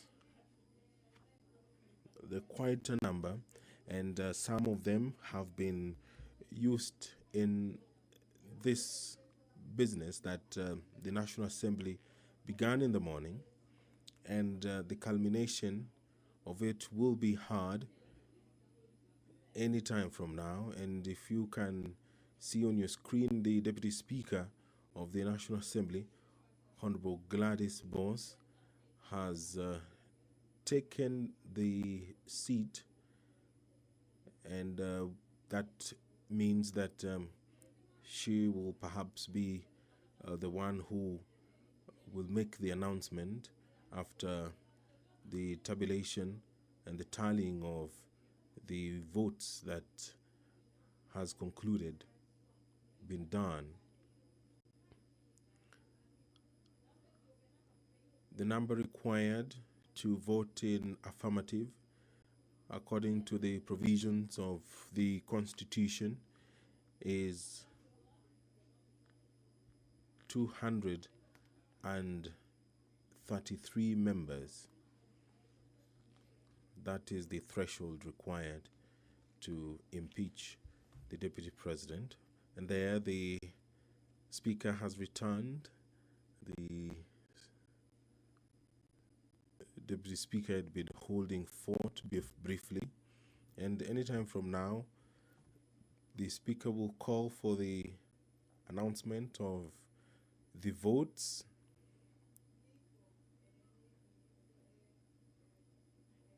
which are currently being verified. It was a requirement that voting be done via roll call, and any moment from now, we will be hearing the result of that roll call. And just a quick recap of the 11 grounds which were outlined by the Honorable Member Mwengi Mutuse.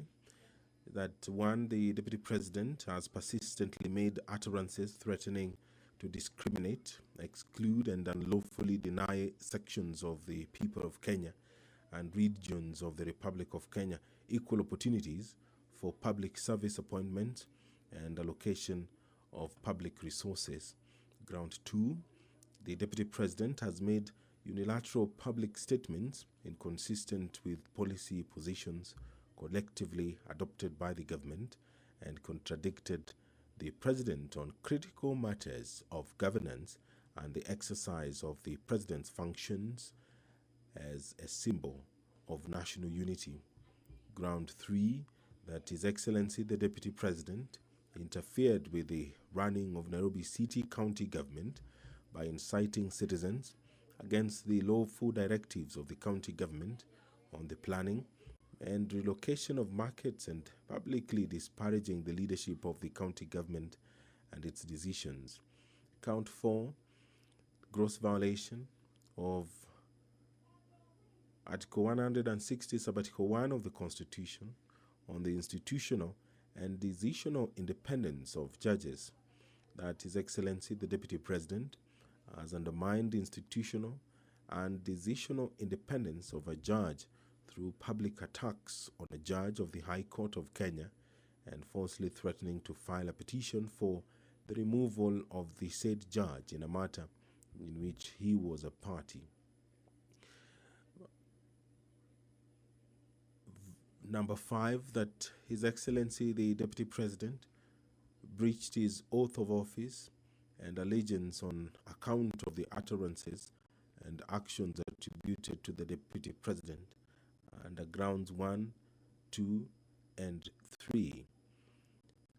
And count 6, serious reasons to believe that His Excellency the Deputy President has committed crimes under Section 13(1)(a) and Section 62 of the National Cohesion and Integration Act, that His Excellency the Deputy President has persistently made inflammatory, reckless, and insightful public utterances over the last 2 years in contravention of the law. Charge 7, serious reasons to believe that His Excellency the Deputy President has committed gross economic crimes under Sections 45(1), Section 46, Section 47(a)(3), and Section 48(1) of the Anti-Corruption and Economic Crimes Act, and Section 2, Section 3, Section 4, and Section 7 of the Proceeds of Crime and Anti-Money Laundering Act. That His Excellency the Deputy President has committed gross economic crimes, namely conflict of interest, abuse of office, and conspiracy to commit crimes under sections by inexplicably amassing property estimated at 5.2 billion shillings, that is incompatible with his known legitimate income, and by trading with the office of the Deputy President through proxies.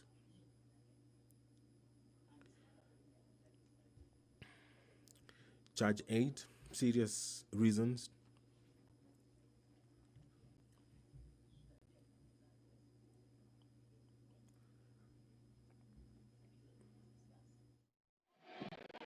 Order, honorable members. Give me that. Give me this. Order. Order. Osoro. Order. Order.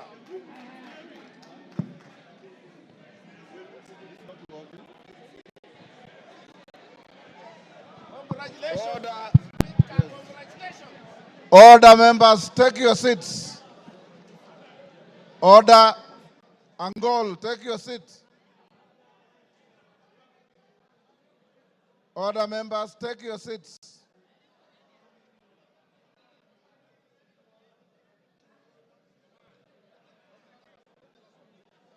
Yeah, I know. Yes. Where's that gentleman not? Order, members, order. Take your seats. Order, honorable members, take your seats for the tellers.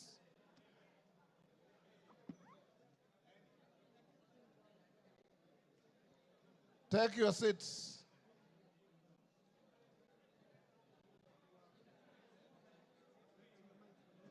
Honorable members, Haika, take your seat. Aburi, Aburi, take a seat.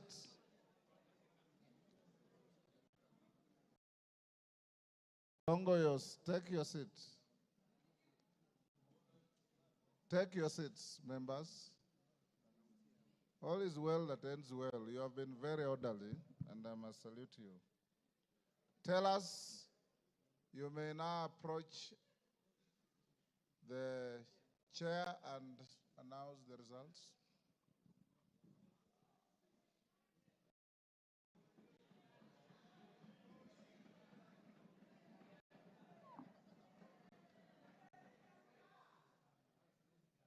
Honorable Speaker, based on the responsibility you bestowed on me, Jared Okello, MP for Nyando, Zahir Janda, Honorable Onesmus Ngogoyo, and Honorable Njeri Maina, we are here to declare the results as follows, Honorable Speaker. The nays, 44. Abstentions, 1. And the ayes, 281.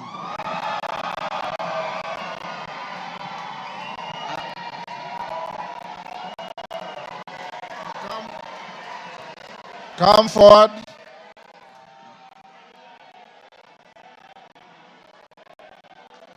Order.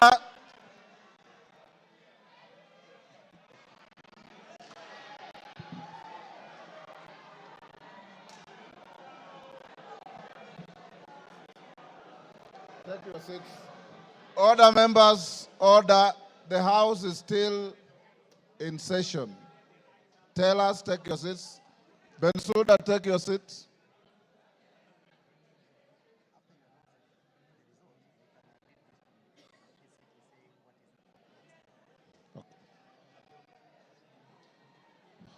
Order, members, order. Members, the results of the division on the motion are as follows. Abstentions, 1. The noes, 44. The ayes, 281. So the ayes have it.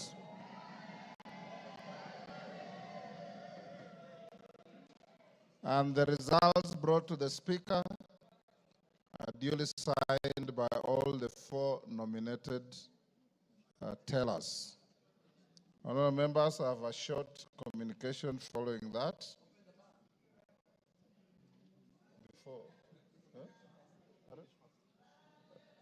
Order. The House is still in session. I have the following communication to make, honourable members, before we open the bar. On the decision of the National Assembly, on the special motion on the proposed removal from office by impeachment of His Excellency Gachagua, the Deputy President of the Republic of Kenya. Honourable members, as I had guided the House earlier in today's sitting, Article 145(2) of the Constitution sets a threshold of at least 2/3 of the members of the National Assembly to vote in support of a special motion for proposed removal by impeachment of the Deputy President of the Republic for the motion to be carried. According to the results of the division on the motion that I've just declared, a total of 281 members, being more than 2/3 of the members of the National Assembly, have voted in support of the motion. Article 145(2)(a) of the Constitution provides that, I quote, if a motion under Clause 1 is supported by at least 2/3 of all members of the National Assembly, the Speaker shall inform the Speaker of the Senate of the resolution within 2 days.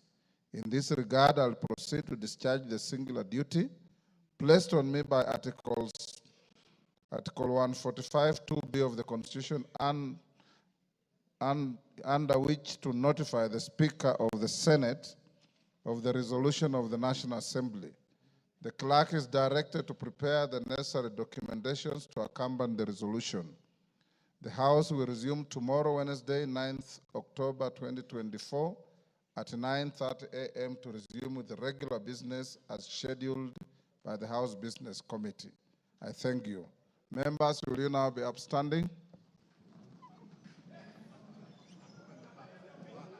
Draw the bar. Draw the bar. Open the doors. Order, honourable members. Order. Order.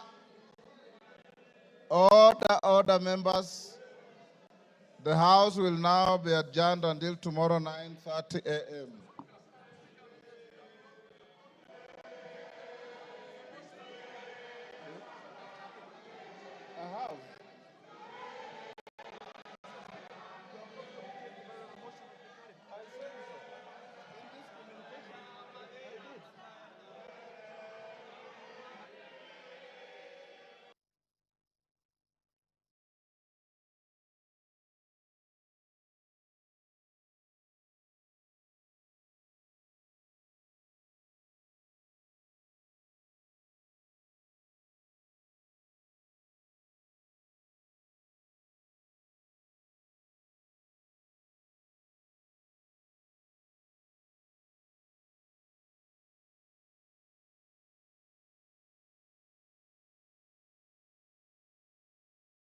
You've been watching the sitting of the National Assembly where the House has approved the impeachment of Deputy President Rigathi Gachagua on 11 charges. The special motion was moved by the Honorable Member for Kibwezi West, Honorable Ekomas Mwengi Mutuse. This broadcast has been brought to you by the Parliamentary Broadcasting Unit in conjunction with the Kenya Broadcasting Corporation. My name is Edward Kabasa. Thank you for watching.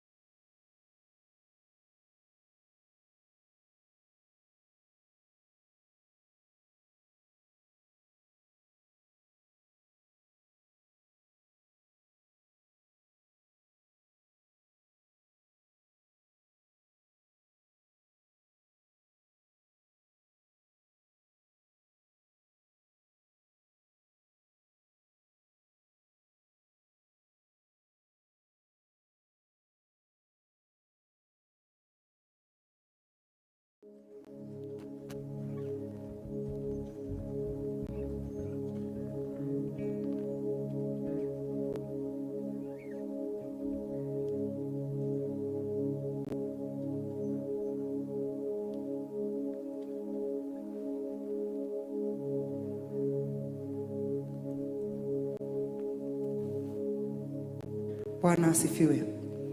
Praise the Lord.